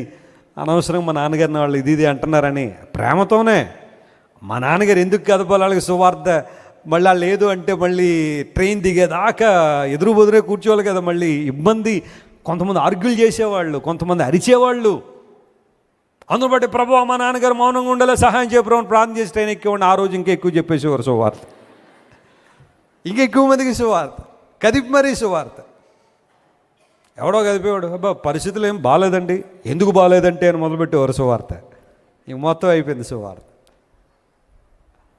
ఎక్కడుంటే అక్కడ దేవుని సువార్త, ఆయన గుణాతిశయాలను ప్రచురం చేయనిమిత్తం. ఒకసారి మార్నింగ్ 6 o'clock మా నాన్నగారి నుంచి ఫోన్ వస్తుంది నాకు. యూజువల్గా 6 o'clock అంటే ఇట్స్ ఎన్ ఆడ్ టైం కదా. ఆ సమయంలో ఎవరు ఫోన్ చేస్తారు? మా నాన్నగారికి తెలుసు నేను పడుకునేదే 2-3 ఆ టైం పడుకుంటాను నైట్. 6 o'clock లేదా కొన్నిసార్లు 6:30, 7:30 అలా లేస్తూ ఉంటాను. అందును బట్టి నేను పడుకుంటానని మా నాన్నగారికి తెలిసినా నాకెందుకు ఫోన్ చేస్తారని చెప్పి కొంచెం ఏమన్నా ఇబ్బంది అయిందేమో టెన్షన్ వచ్చి ఫోన్ లిఫ్ట్ చేశాను. చేస్తుంటే మా నాన్నగారు మాట్లాడడంలా నేనే హలో డాడీ హలో అంటా ఉంటే, మా నాన్నగారు వాకింగ్ వెళ్తారు ప్రతిరోజు. వర్షం వచ్చినా గొడుగేసుకుని వెళ్ళిపోతారు మా నాన్నగారు వాకింగ్. అంత కొంచెం ఫిట్గా ఉండాలనే ఆలోచన. సో వాకింగ్ వెళ్తూ ఉంటే ఆ వాకింగ్లో ఆర్ట్స్ కాలేజ్లో వాకింగ్ చేస్తూ ప్రక్క ఆయనకి సువార్త చెప్తున్నారు. మార్నింగ్ 6 o'clock 20 నిమిషాలు అలా ఫోన్ పెట్టుకుంటానే వింటానే ఉన్నాను. అలా వాకింగ్ చేస్తూ ఒక ఆయనకి సంపూర్ణ సువార్త. వెంటనే మోకాళ్ళేసి దేవుని స్తుతించాను, ప్రభువా ఇంత గొప్ప దైవవిషయాన్ని నాకు తండ్రికి ఇచ్చినందుకు నీకు వందనాలు. ఎంత భారం! వాకింగ్ చేస్తూ కూడా ఒక వ్యక్తికి సువార్త చెప్పడం, వాకింగ్ చేస్తూ కూడా ఒక వ్యక్తి యేసయ్య గురించి మాట్లాడడం. ఎందుకు మాట చెబుతున్నాను తెలుసా? దేవుడు మనల్ని వెలుగులో నడిపించింది ఆయన గుణాతిశయములు మనం ఏం చేయాలా? ప్రచురం చేయాలి. స్తోత్రం చెప్పండి. హల్లెలూయా. మన నోటిలో ఎప్పుడు ఏం ఉండాలా? దేవుని స్తుతి ఉండాలి. హల్లెలూయా. దావీదు భక్తుడు అంటాడు, నిత్యము నా నోట ఆయన కీర్తి ఉంటుందన్నాడు. నిత్యము నా నోట దేవుణ్ణి ఆరాధించే అనుభవాలు, దేవుని స్తుతించే అనుభవాలు. మన జీవితాల్లో మన నోట్లో ఎప్పుడు బూతులు ఉంటాయేమో. కొంతమంది ఉదయం లేవడంతో కొంతమంది ఏంటి బూతులు స్టార్ట్ చేస్తారు. భార్యను తిట్టడం, భర్తను తిట్టడం, భయంకరంగా మాట్లాడడం. నా నోటిలో దేవుని స్తుతి ఉంటే, హూరు మనకు నేర్పించే పాఠం ఇదే. అతను యూదా గోత్రానికి చెందినవాడనగా దేవుని స్తుతించేవాడు. 3వ మాట దగ్గరికి వద్దాం చూడండి త్వరగా. హూరు గురించిన శ్రేష్టమైన ఆధిక్యకరమైన విషయాలు మనం ధ్యానం చేస్తున్నాం. హూరు సహకారిగా ఉన్నాడు, సహకరించువాడు అని లేఖనాలు మనం చూస్తున్నాం. ఈసారి నిర్గమకాండం 17వ అధ్యాయం 12వ వచనం చదువుతున్నాం. అందరూ బైబిల్ తెరవాలి. అక్కడ రాయబడిన మాట నిర్గమకాండం 17:12. మోషే చేతులు బరువెక్కగా వారు ఒక రాయి తీసుకుని వచ్చి అతడు దాని మీద కూర్చున్నట్టుకై దాని వేసిరి. మోషే గారు దాని మీద కూర్చోవడానికి వీలుగా ఆ రాయి అక్కడ వేశారు. అహరోను హూరులు ఒకడు ఈ ప్రక్కను, ఒకను ఈ ప్రక్కను, ఒకడు ఆ ప్రక్కను, మరొకడు ఆ ప్రక్కను అతని చేతులను ఆదుకొనగా. మోషే చేతులు ఏం చేశారట? ఆదుకొనగా అతని చేతులు సూర్యుడు అస్తమించు వరకు నిలకడగా ఉండెను. చాలండి, ఈ మాట మనం జాగ్రత్త పరిశీలన చేద్దాం. ఇశ్రాయేలీలు బయటకు వచ్చారు. వారు ప్రయాణం సాగిస్తుంటే కొంత దూరం వచ్చేసరికి అమాలేకీయులు అనేవారు ఇశ్రాయేల్ మీదకి యుద్ధానికి వచ్చారు. అమాలేకీయులు ఎలాంటి వాళ్ళు అంటే టెర్రరిస్టులు లాంటి వాళ్ళు అనమాట. వాళ్ళకి దయ, కనికరం, దాక్షిణ్యం ఇలాంటివన్నీ ఏమీ లేవు. ఎవరు కనబడితే వాళ్ళని చంపేయడమే. ఇప్పుడు ఈ రోజుల్లో టెర్రరిస్టులు, మిలిటెంట్లు ఇలాంటి పేర్లు ఎవరైతే పిలిచి మనం చెప్పుకుంటున్నామో అలాంటి లక్షణాలు కలిగిన వారు అమాలేకీయులు ఇశ్రాయేల్ మీదకి వచ్చేయగానే ఇశ్రాయేల్కి ఏం చేయాలో అర్థం కావట్లేదు. ఎందుకంటే అప్పటిదాకా ఐగుప్తు బానిసత్వంలోనే ఉన్నారు, కానీ యుద్ధాలు చేయడం వాళ్ళకి రాదు. యుద్ధాలు చేయడం ఏంటో వాళ్ళకి తెలియదు. బానిసత్వంలో నలిగిపోయారు. పని చేయడం తెలిసింది కానీ యుద్ధం చేయడం రాదు వాళ్ళకి. ఆ సందర్భంలో అమాలేకీయులు ఎప్పుడైతే ఆ యుద్ధానికి వచ్చారో యెహోషువ యుద్ధం చేస్తున్నాడు. ఈ లోపల మోషే గారు ఆ ప్రక్కన కొండ ఉంటే ఆ కొండకి కూర్చున్నాడు. ఆయన మోషే గారు చేతులు పైకెత్తుతుంటే చెప్పండి విజయం ఎవరికి వస్తుంది? ఇశ్రాయేలుకి విజయం వస్తుంది. బాబు కొంచెం చేతులు లాగేస్తున్నాను, ఆయన కొంచెం కింద దింపేస్తున్నాను. చేతులు దింపేగానే క్రింద అమాలేకీయులు ఏం చేస్తున్నారు? గెలుస్తూ ఉన్నారు. ఈ సీక్రెట్ అర్థమైపోయింది ఎవరికంటే అహరోనికి, అంటే మోషే గారి యొక్క బ్రదర్కి. ఆ తర్వాత హూరు అంటే బ్రదర్ ఇన్ లా. వీళ్ళిద్దరికి అర్థమయ్యి వీళ్ళు ఏం చేశారంటే, ఇలా కాదు, మోషే గారి చేతుల పైకి ఎత్తుతూ ఉన్నప్పుడే ఇశ్రాయేల్ విజయం ఉంది కాబట్టి అహరోన్ గారు మీరు ఆ ప్రక్కన చేయలేపు పెట్టండి, నేను ఈ ప్రక్కన చేయలేపు పడతాను. మన ప్రజల విజయం పొందేంత వరకు కూడా మోషే గారి చేతులు మనం ఏం చేయాలా? ఎత్తి పట్టాలా. హూరులో ఉన్న మంచి లక్షణం ఏంటంటే దైవజనునికి సహాయం చేస్తున్నాడు, సహకరించే వ్యక్తిగా ఉన్నాడు. రేపొద్దున పేరు వచ్చేది ఎవరికంటే మోషే గారికి పేరు వస్తుంది. కష్టపడేది నేను, ప్రయాసపడింది నేను, మోషే గారి చేయి ఎత్తిపట్టింది నేను. పేరంతా ఎవరికి? మోషే గారికి. కాబట్టి నేను చేయను అన్నాడా? అలా అనలా. హూరు ఎంత మంచోడంటే పేరు మోషే గారికి వచ్చిన పర్లా, నా దేవుడు నా కష్టాన్ని చూస్తున్నాడు, నా దేవుడు నా ప్రయాసను చూస్తున్నాడు, నా దేవుడు నా ఆసక్తిని చూస్తున్నాడు. నేను చేయగలిగింది ఏదో నేను దేవుని కోసం చేస్తాను. స్తోత్రం చెప్పండి. Hallelujah. Whatever I could do I will do for God. నా దేవుని కొరకు నేను ఏం చేయగలను అది నేను చేస్తాను. నాకు పేరు వచ్చినా రాకపోయినా, ప్రజలు నన్ను గుర్తించినా గుర్తించకపోయినా, ప్రజలు నాకు దండలేసినా వీయకపోయినా, బొకేలు ఇచ్చినా ఇవ్వకపోయినా, సన్మానాలు చేసినా చేయకపోయినా, నేను చేయగలిగిన పని మాత్రం నేను చేస్తాను. మోషే గారి చేతిని ఏం చేస్తాను? నేను ఎత్తి పడతాను. What a wonderful man of God. ఎంత చక్కని దైవజనుడు హూరు. మోషే గారి చేతులు ఎత్తి పట్టాడు. ఇశ్రాయేలు ప్రజల విజయంలో యెహోషువ ఎంత ప్రయాసపడ్డాడో గ్రౌండ్లో, ఆ కొండ మీద అహరోను మరియు హూరులు ఆ ఇద్దరు కూడా మోషే గారి చేతులు ఎత్తి పట్టారు. సాయంకాలం వరకు అనే మాట అక్కడ రాయబడింది. ఎంత కన్సిస్టెన్సీ ఉండాలండి. ఏదైనా ఒక పని చేయాలంటే ఒక 2-3 నిమిషాలు చేసిన తర్వాత ఇంక వద్దులేండి, మమ్మల్ని పిలవకండి, అంతసేపు అయితే మేము ఉండలేమండి అనేవాళ్ళు లేరా? దేవుని కార్యాల కోసం నీ బలం దేవుని కోసం ఇచ్చావా? సేవకులను ప్రోత్సహించడానికి, మోషేను బలపరచడానికి, మోషే చేతులు పైకెత్తి ఉంచడానికి నువ్వు ఏమాత్రం సహకరిస్తున్నావు ఒకసారి ఆలోచించాయి. ప్రతిసారి సేవకులు మాకు అది చేయలేదండి, మాకు ఇది చేయలేదండి అంటమే కానీ సేవకుల పక్షంగా నువ్వు చేస్తున్న పని ఏంటి? నువ్వు ఎప్పుడైనా ఆలోచన చేసావా? వాళ్ళ కోసం ఎప్పుడైనా ప్రార్థన చేస్తున్నావా? దేవుని సేవ అద్భుతంగా జరుగుతుంది, నేను ఏమాత్రం సహకరించగలను, అలా నేను సహకరించగలను ఎప్పుడైనా సహకరించావా? పరిశీలన చేయ ఒకసారి. పోలాంగిచో గారు దక్షిణ కొరియాలో సోల్ అనే నగరంలో అద్భుతమైన మందిరం కడుతున్నప్పుడు ప్రజలందరూ సమర్పించుకున్నారు తమ యొక్క దేవుడు తమకిచ్చిన దానిలో సామర్థ్యంలో దేవుని సేవకు ఇవ్వాలని, దేవుని మందిరం కట్టబడాలని. ఆ సందర్భంలో అందరూ ఇస్తూ ఉంటే ఒక ఆమె ఒక రోజున సేవకుని దగ్గరికి వచ్చి, అయ్యగారు నా దగ్గర ఇవ్వడానికి ఏమీ లేదండి, ఒక చిన్న ట్రే ఒకటి ఉంది, ఈ ట్రే దేవుని సేవలో వాడండి, ఎంత వస్తే అంత అని చెప్పి ట్రే ఇచ్చేసి వెళ్ళిపోయింది. సేవకుడు ఆ ట్రైన్ తీసుకున్నాడు, ప్రార్థన చేసి పంపించేశాడు. ఆ తర్వాత ఆయన దగ్గర ఉన్న వాళ్ళని మార్కెట్కి పంపించి ట్రే అమ్ముకుని వచ్చేయండి అన్నాడు. ఎంత వస్తే అంత దేవుని సేవలో వాడదామని. వారు వెళ్ళిన తర్వాత గుర్తించింది ఏంటంటే ఆ ట్రే మామూలుది కాదు, ఇట్స్ ఎ గోల్డెన్ ట్రే అని గుర్తించారు, బంగారపు పళ్ళు అని గుర్తించారు. అది ఎప్పుడో పురాతన కాలం నుంచి అలా దానికి ఆ షైనింగ్ అంతా పోయి అది చూడనొల్లని ప్లేట్లా మారిపోయింది. ఆమె పట్టుకొచ్చేసింది దేవుని సేవకునికి. మార్కెట్లో దాన్ని వెయ్యి చేసి కొన్ని లక్షల రూపాయలు వచ్చినట్టుగా, కొన్ని వేలు అనుకోండి లేదా లక్షల ఆ కరెన్సీలో చాలా ఎక్కువ డబ్బు వచ్చినట్టుగా ఆయన చెప్పగానే ఆ డబ్బంతా పట్టుకొని దేవుని సేవకునికి ఇచ్చారు. సేవకుడు అన్నాడు, ఆమెను పిలిపించండి అన్నాడు. ఎందుకంటే ఆమె విధవరాలు, భర్త లేడు, పిల్లలు లేరు, తెలియక ఇచ్చేసింది ట్రే. మరి ఏమనుకుని ఇచ్చిందో మనకు తెలీదు. అందును బట్టి ఎక్స్ప్లెయిన్ చేద్దాం ఏం జరిగిందో, ఆ తర్వాత ఆమె నిర్ణయం తీసుకుంటుందని చెప్పి ఆమెను పిలిచి, అమ్మ నువ్వు ఇచ్చిన ట్రేకి ఎన్ని డబ్బులు వచ్చి ఉంటాయో తెలుసా అన్నాడు. ఎంత వస్తుంది సార్, నేను ఇచ్చిన ట్రే అదేదో పనికి మాలిదే ఎక్కడో మూల ఉంటే తీసుకొచ్చి ఇచ్చేసాను, దానికి ఏం వస్తుందండి?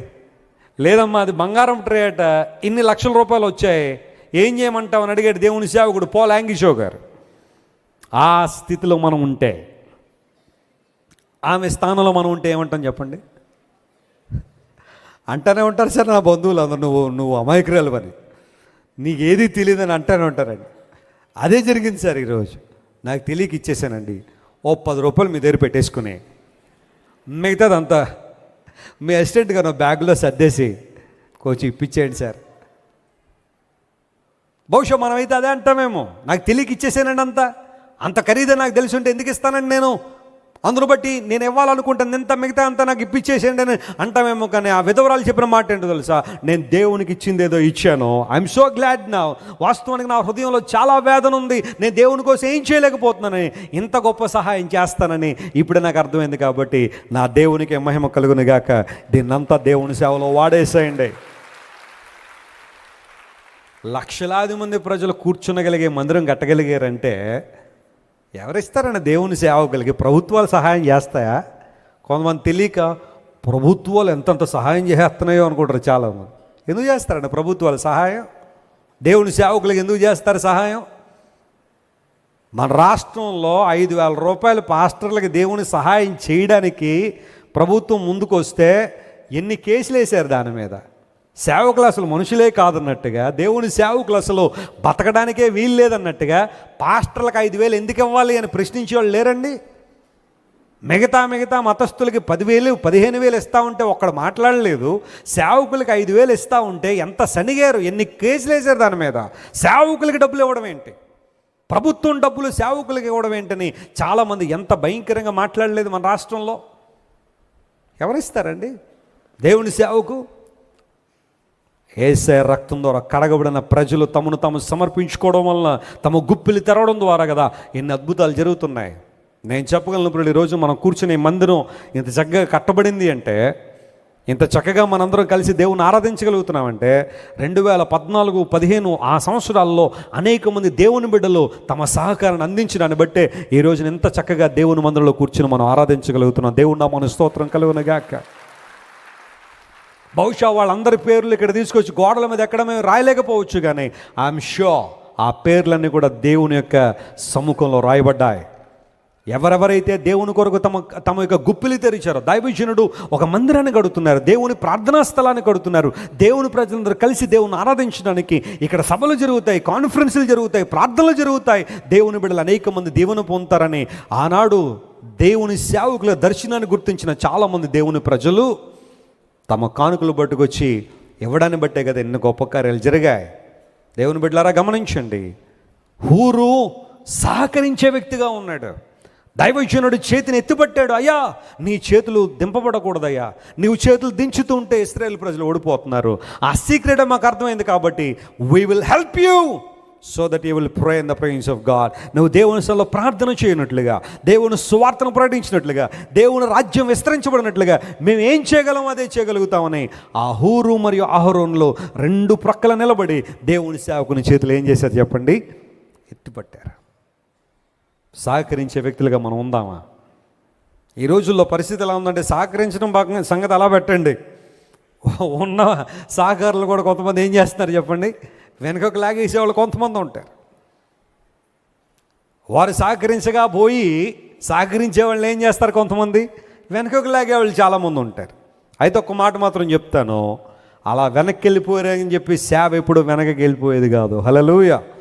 దేవుడు ఎవరి ద్వారా ఎప్పుడు ఎలా సేవ చేయించుకోవాలో దేవునికి బాగా తెలుసు. అసాధ్యమని ఏది లేదు, నేను ధైర్యంగా చెప్పగలను. నా మట్టుకు నేను ప్రియులారా ప్రతిరోజు దేవుని వైపు చూస్తాను. ప్రభువా ఈరోజు ఇన్ని అవసరాలు ఉన్నాయి మా ముందు. కొన్నిసార్లు అవసరాలు చూస్తూ ఉంటే నా దగ్గర ఉన్న వాళ్ళు వస్తూ ఉంటారు, అన్న ఈరోజు ఖర్చులు ఇవన్నా, ఆ లిస్ట్ అక్కడ పెట్టుకోమంటాను. అలా పెట్టగానే 1-2 చాలా ఖర్చులు ఉంటాయి. అవన్నీ కూడా మామూలుగా కాదు, లక్షల్లోనే. దీనికి ఇన్ని లక్షలు ఇవ్వాలి, దానికి అన్ని లక్షలు ఇవ్వాలి, టీవీ బిల్ ఇన్ని లక్షలు కట్టాలి, దానికి ఇన్ని కట్టాలని చూస్తూ ఉంటే okay my God will provide, ప్రార్థన చేద్దాం. ఆ లిస్ట్ అక్కడ పెట్టేసి వెళ్ళిపోతే ప్రార్థన చేస్తాను, దేవుడు ఇవ్వగలిగిన దేవుడు. దేవుని మహిమార్థం చెప్తున్న జాగ్రత్త వినండి. ఈ మధ్య కాలంలో జరిగిన ఒక సంఘటన, మెడికల్ సెంటర్ కడుతున్నాం, మీలో చాలామంది తెలుసు. ఇంజనీర్ గారు ఫోన్ చేశారు, అయ్యా మెడికల్ సెంటర్ టైల్స్ మనం వేయాలి, 6 ఫ్లోర్లు టైల్స్ వేయాలంటే చాలా అవసరం ఉంది. అందును బట్టి ఇక్కడిక్కడ కాకుండా గుజరాత్లో టైల్స్ కొందాం, ఆ టైల్స్ కంపెనీ డైరెక్ట్గా వెళ్ళి అక్కడ టైల్స్ కొనుక్కొని వద్దాం, మీరు ఓకే అంటే రెడీ అవ్వండి, గుజరాత్ వెళ్దాం, టైల్స్ కొనుక్కొని వద్దాం అన్నారు. ఏమాత్రం ఖర్చు అవ్వచ్చు అని అడిగాను. 40 లక్షలు ఖర్చు అవ్వచ్చండి మొత్తం టైల్స్ అన్నీ కూడా కొనుక్కొని రావడానికి, అప్రాక్సిమేట్గా ప్లస్ ఆర్ మైనస్ అవ్వచ్చు. వెంటనే అకౌంట్ ఓపెన్ చేశాను, ఎంత ఉంటుంది అని. ₹1,00,000 ఉన్న దానిలో రేపు గుజరాత్ వెళ్ళాలి, ఆ పేమెంట్స్ అన్నీ చేస్తే వాళ్ళు లారీల్లో పంపిస్తారు. మా పేరెంట్స్కి చెప్పాను, మమ్మీ డాడీ ప్రేయర్ చేయండి, రేపు గుజరాత్ వెళ్ళాలి, 40 లక్షలు కావాలా. బ్లెస్సీ గారు నేను మా రూమ్లోకి వెళ్ళాం, ప్రార్థన చేసాం, ప్రభువా this is the need that we have. ప్రయాణం చేయాలా, సహాయం చేయ ప్రభువా. ఆ మరుసటి రోజు సహోదరి ఫ్లైట్ టికెట్స్ కొనుక్కున్నాను ఈవినింగ్కి, ఇక్కడ నుంచి హైదరాబాద్ నుంచి గుజరాత్ వెళ్ళాలి. మార్నింగ్ ఒక సిస్టర్ హైదరాబాద్ నుండి గుంటూరు నుంచి అనుకుంటా వచ్చారు బ్లెస్సీ గారిని కలవాలని. సరే తప్పనిసరిగా కలుద్దామని చెప్పి నేను బ్లెస్సీ గారు వెళ్ళి కూర్చుంటే ఆమె చిన్న సాక్ష్యం చెప్పింది. కరోనా సమయంలో మీ వర్తమానాలను చాలా చాలా చాలా బలపరిచాయండి. ప్రతిరోజు ఉదయం మధ్యాహ్నం సాయంకాలం లైవ్లు చూస్తూ ఉన్నాను. దేవుని వాక్యం అంటే ఏంటో నాకు సరిగా అర్థం చేసుకున్నాను. చాలా శ్రేష్టమైన విషయాలు దేవుడు నాతో మాట్లాడాడు. మెడికల్ సెంటర్ మీరు కడుతున్నారని దేవుని సన్నిధిలో ప్రార్థన చేస్తున్నప్పుడు దేవుడు నాకు ప్రేరేపణ ఇచ్చాడు సహకరించాలని. చాలామంది దేవుని బిడ్డలు సహకరించారు, కొద్దో గొప్ప దేవుడు వారికి ఇచ్చిన సామర్థ్యాన్ని బట్టి. సో ఆమె అలా చెబుతుంటే సహకారం అంటే ఏదో చిన్నదనుకున్నాను. వెంటనే ఆమె ఒక చెక్ నా చేతిలో పెట్టి, దేవుడు నాకు చెప్పాడండి, హైదరాబాద్లో నాకు ఒక ఫ్లాట్ ఉంది, దాన్ని అమ్మి మెడికల్ సెంటర్కి ఇమ్మని దేవుడు చెప్పాడు. అయ్యా ఫ్లాట్ నిన్న అమ్మేశాను, 40 లక్షల రూపాయలు. ఎగ్జాక్ట్గా ఎంతైతే నాకు అవసరమో దేవుని సేవలో వాడేసాయండి. ఆ చెక్ నా చేతిలో పెట్టి వెళ్ళిపోయింది. ఇప్పుడు ఆమె 5 నిమిషాలు కూడా లేరా ఆమె. నేను దేవుని స్తుతించాను. ఆ రోజే ఎందుకు రావాలా ఆమె, అంత అమౌంట్ ఎందుకు తీసుకురావాలా ఆమె? ఎందుకు మాట చెబుతున్నాను తెలుసా? ఏ సమయానికి ఏ అవసరం ఉందో దేవునికి తెలిసిన దేవుడు ఖచ్చితంగా నీ కోసం ఆయన ఏం చేయగలరు చెప్పండి? ద్వారాలు తెరవగలిగిన దేవుడు. That was a huge help.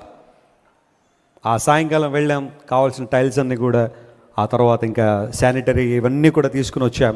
Within 1 week 2 weeks 3 వీక్స్లో మొత్తం లారీలన్నీ వచ్చాయి. ఆల్రెడీ టైల్స్ వర్క్ స్టార్ట్ అయిపోయింది. రానున్న రోజుల్లో అతి త్వరలోనే మన మెడికల్ సెంటర్ ఓపెన్ చేయబోతున్నాం. ఎందుకు మాట చెబుతున్నాను తెలుసా? ఆరొచ్చు పిల్ల కాకులను పోషించే దేవుడు నీకు ఏ సమయానికి ఏ అవసరమో దేవునికి తెలుసు. ఆయనకి అసాధ్యమైనది ఏదిలా. ఇలాంటి ఏదో ఒక్కటి ఉదాహరణ చెప్పారు, ఇలాంటి చాలా చాలా దేవుడు చేస్తున్న దేవుడు. నీ సహకారానికి దేవుడు రివార్డ్ ఇవ్వబోతున్నాడు. హల్లెలూయా. హూరు సహకరించాడు. అయ్యా దైవజనుని చేతులు బలపరుస్తాను, నేను ఆ చేతులు ఎత్తి పడతాను. ఎప్పుడైతే అలాంటి అనుభవం కలిగిందో ఇశ్రాయేలు ప్రజలు విజయం సాధించారు. యెహోషువ కత్తి వాడి చేత అమాలేకులను జయించగలిగాడు. ఇశ్రాయేలు ప్రజలు తమ ప్రయాణాన్ని ముందు కొనసాగింపు చేయగలిగారు. హూరు అనగా తెల్లని వస్త్రం, అనగా యేసయ్య రక్తంలో మన జీవితాలు తెల్లనమవుతున్నాయి. హూరు యూదా గోత్రానికి చెందినవాడు, అనగా అతడు స్తుతించేవాడు. మూడవది హూరు సహకరించేవాడుగా ఉన్నాడు. మోషే చేతులు ఎత్తిపట్టాడు. విజయానికి సూచన ఏంటో అర్థమైంది. ప్రార్థన ద్వారా విజయం వస్తుంది కాబట్టి దైవజనుని చేతులు బలపరుద్దామని హూరు బలపరిచాడు, గొప్ప కార్యాలు జరిగించాడు. చివరికి ఒక్క మాట చెప్పి నేను ముగిస్తాను. హూరు తన తర్వాత తరాలను కూడా ప్రభావితం చేశాడు. స్తోత్రం చెప్పండి. హల్లెలూయా.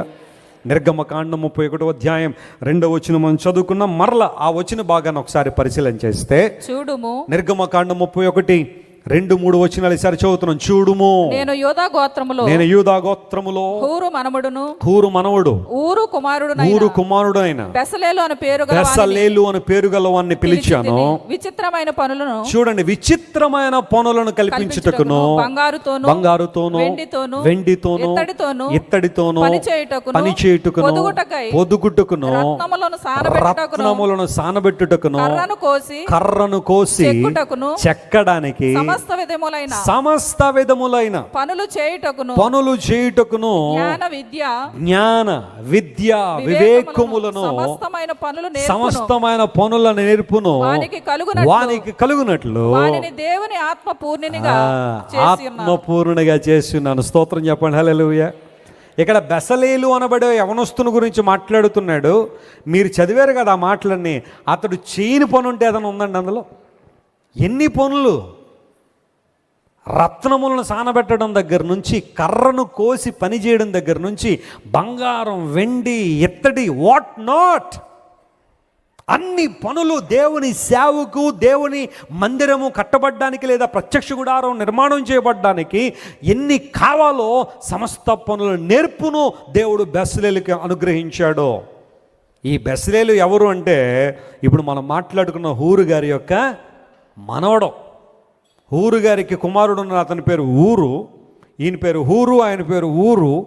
బాగుంది, ఇంట్లో మంచి పేర్లు. ఆ వాళ్ళ కుమారుడి పేరు ఏంటి చెప్పండి? బెసలేలు. చెయ్యని పనంటూ ఏది లేదు. హూరు యొక్క ఆశీర్వాదము, అతడి ప్రార్థనా జీవితము, దేవుని పట్ల తనకున్న భక్తి తన తరాలను కూడా ఏం చేసింది చెప్పండి?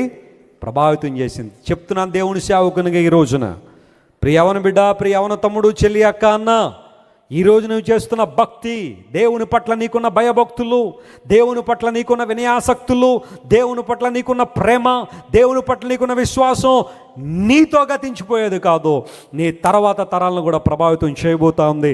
నమ్మిన వారు గట్టిగా చప్పట్లు కొట్టి దేవుని అనుమతించండి. God is going to bless you. Generations after generations, నీ తరాలను దేవుడు ఏం చేయబోతున్నాడు? ఆయన ఆశీర్వదించబోతున్నాడు. హల్లెలూయా. నీ పిల్లల పిల్లలను చూస్తావు, వారు ధన్యవంతులు అవుతారని దేవుని వాక్యంలో రాయబడిన రీతిగా దేవుడు నీ తరాలను దీవిస్తాడు నువ్వు తీసుకున్న నిర్ణయాన్ని బట్టి. నేను నమ్మగలను ప్రియులారా, మా అమ్మమ్మ ప్రభు కోసం నిలబడింది. కులం అంతా వెలివేసిన, మతం అంతా వెలివేసిన, బంధువులందరూ చేదరించిన దేవుని కోసం నిలబడింది మా అమ్మమ్మ.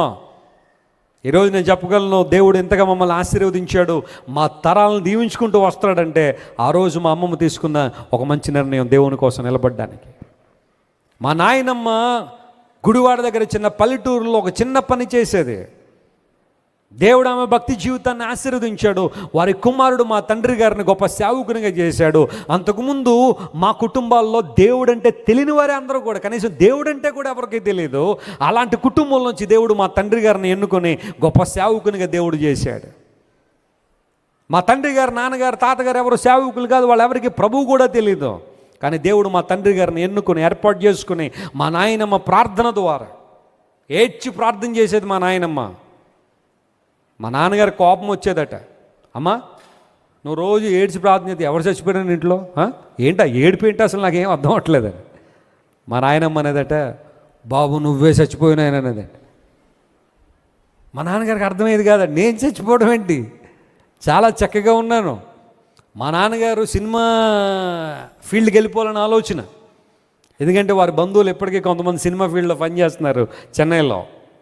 మా నాన్నగారు కూడా ఒక ఆలోచన, సినిమా ఫీల్డ్లోకి వెళ్ళిపోవాలని. ఆ రోజు మా నాన్నగారు వెళ్ళిపోతే ఇప్పుడు మా పరిస్థితి ఎలా ఉండేదో. కానీ దేవుడు ఆ ఫీల్డ్ నుంచి విడిపించి బయటికి తీసుకొచ్చి మా తండ్రి గారిని సేవకునిగా నియమించారు.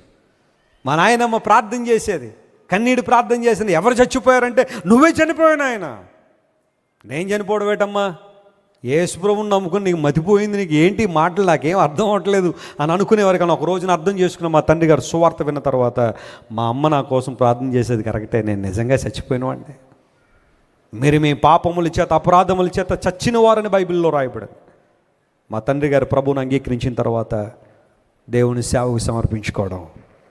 ఈరోజు ఆయన కడుపుడు ముట్టను మేము ముగ్గురం కూడా ఏదైతే చేయకూడదు అనుకున్నాం అదే పని దేవుడు మాతో చేపిస్తున్నాడు. మా అక్క, నేను, మా తమ్ముడు ఒక రోజున ముగ్గురం కూడా చేతిలో చేయేసి, రే తమ్ముడు, అక్క, అన్న, మరి ముగ్గురు ఎవరో సేవకులు అవ్వకూడదు అనుకున్నాం మేము. అది మా నిర్ణయం, ముగ్గురులో ఎవరో సేవ చేయకూడదు. ఎందుకోసం మా తల్లిదండ్రులు ఇద్దరు చాలా శ్రమలు పడుతున్నారు, చాలా ఇబ్బందులు పడుతున్నారు. అందరూ అనేవారు, మీకు డబ్బులు ఎలా వస్తాయి, మీకు సంపాదన ఎలాగా, మిమ్మల్ని ఎవరు పోషిస్తారు. కొన్నిసార్లు ఎలాంటి సమాధానం చెప్పాలో అర్థమయ్యేది కాదు. అందును బట్టి మన ముగ్గురు మంచి జాబులు చేద్దాం, ఉన్నతమైన స్థితుల్లోకి వెళ్దాం, బాగా డబ్బులు సంపాదిద్దాం, మన తల్లిదండ్రులకు మనమే స్పాన్సర్లు అవుదాం, వారిని సేవలో ప్రోత్సహిద్దాం, వాళ్ళు ఎంతకాలం సేవ చేసి అంతకాలం సపోర్ట్ చేద్దాం అని అనుకున్నాం. కానీ దేవుడు ఈ రోజున మా ముగ్గురిని తన సేవలో వాడుకుంటున్నాడు. మా ముగ్గురిని తన సేవలో దేవుడు వాడుకుంటున్నాడు. ఎంత బిజీగా అంటే మేము ముగ్గురం కలవడానికి కూడా కొన్నిసార్లు టైం దొరకనంతగా. పాల్ గారికి అప్పుడప్పుడు ఫోన్ చేస్తాను బిజీ అనే పెట్టే అంటాడు. ఆయన ఫోన్ చేస్తాను మళ్ళీ నాకు, నేనేదో దానిలో బిజీ ఉంటాను, తమ్ముడు నేను మళ్ళీ ఫోన్ చేస్తాను పెట్టే అంటాడు. అలా మేము మాట్లాడుకోవడానికి కూడా కొన్నిసార్లు టైం దొరకట్లేదు, అంత బిజీగా దేవుని సేవలో విరివిగా వాడబడ్డానికి.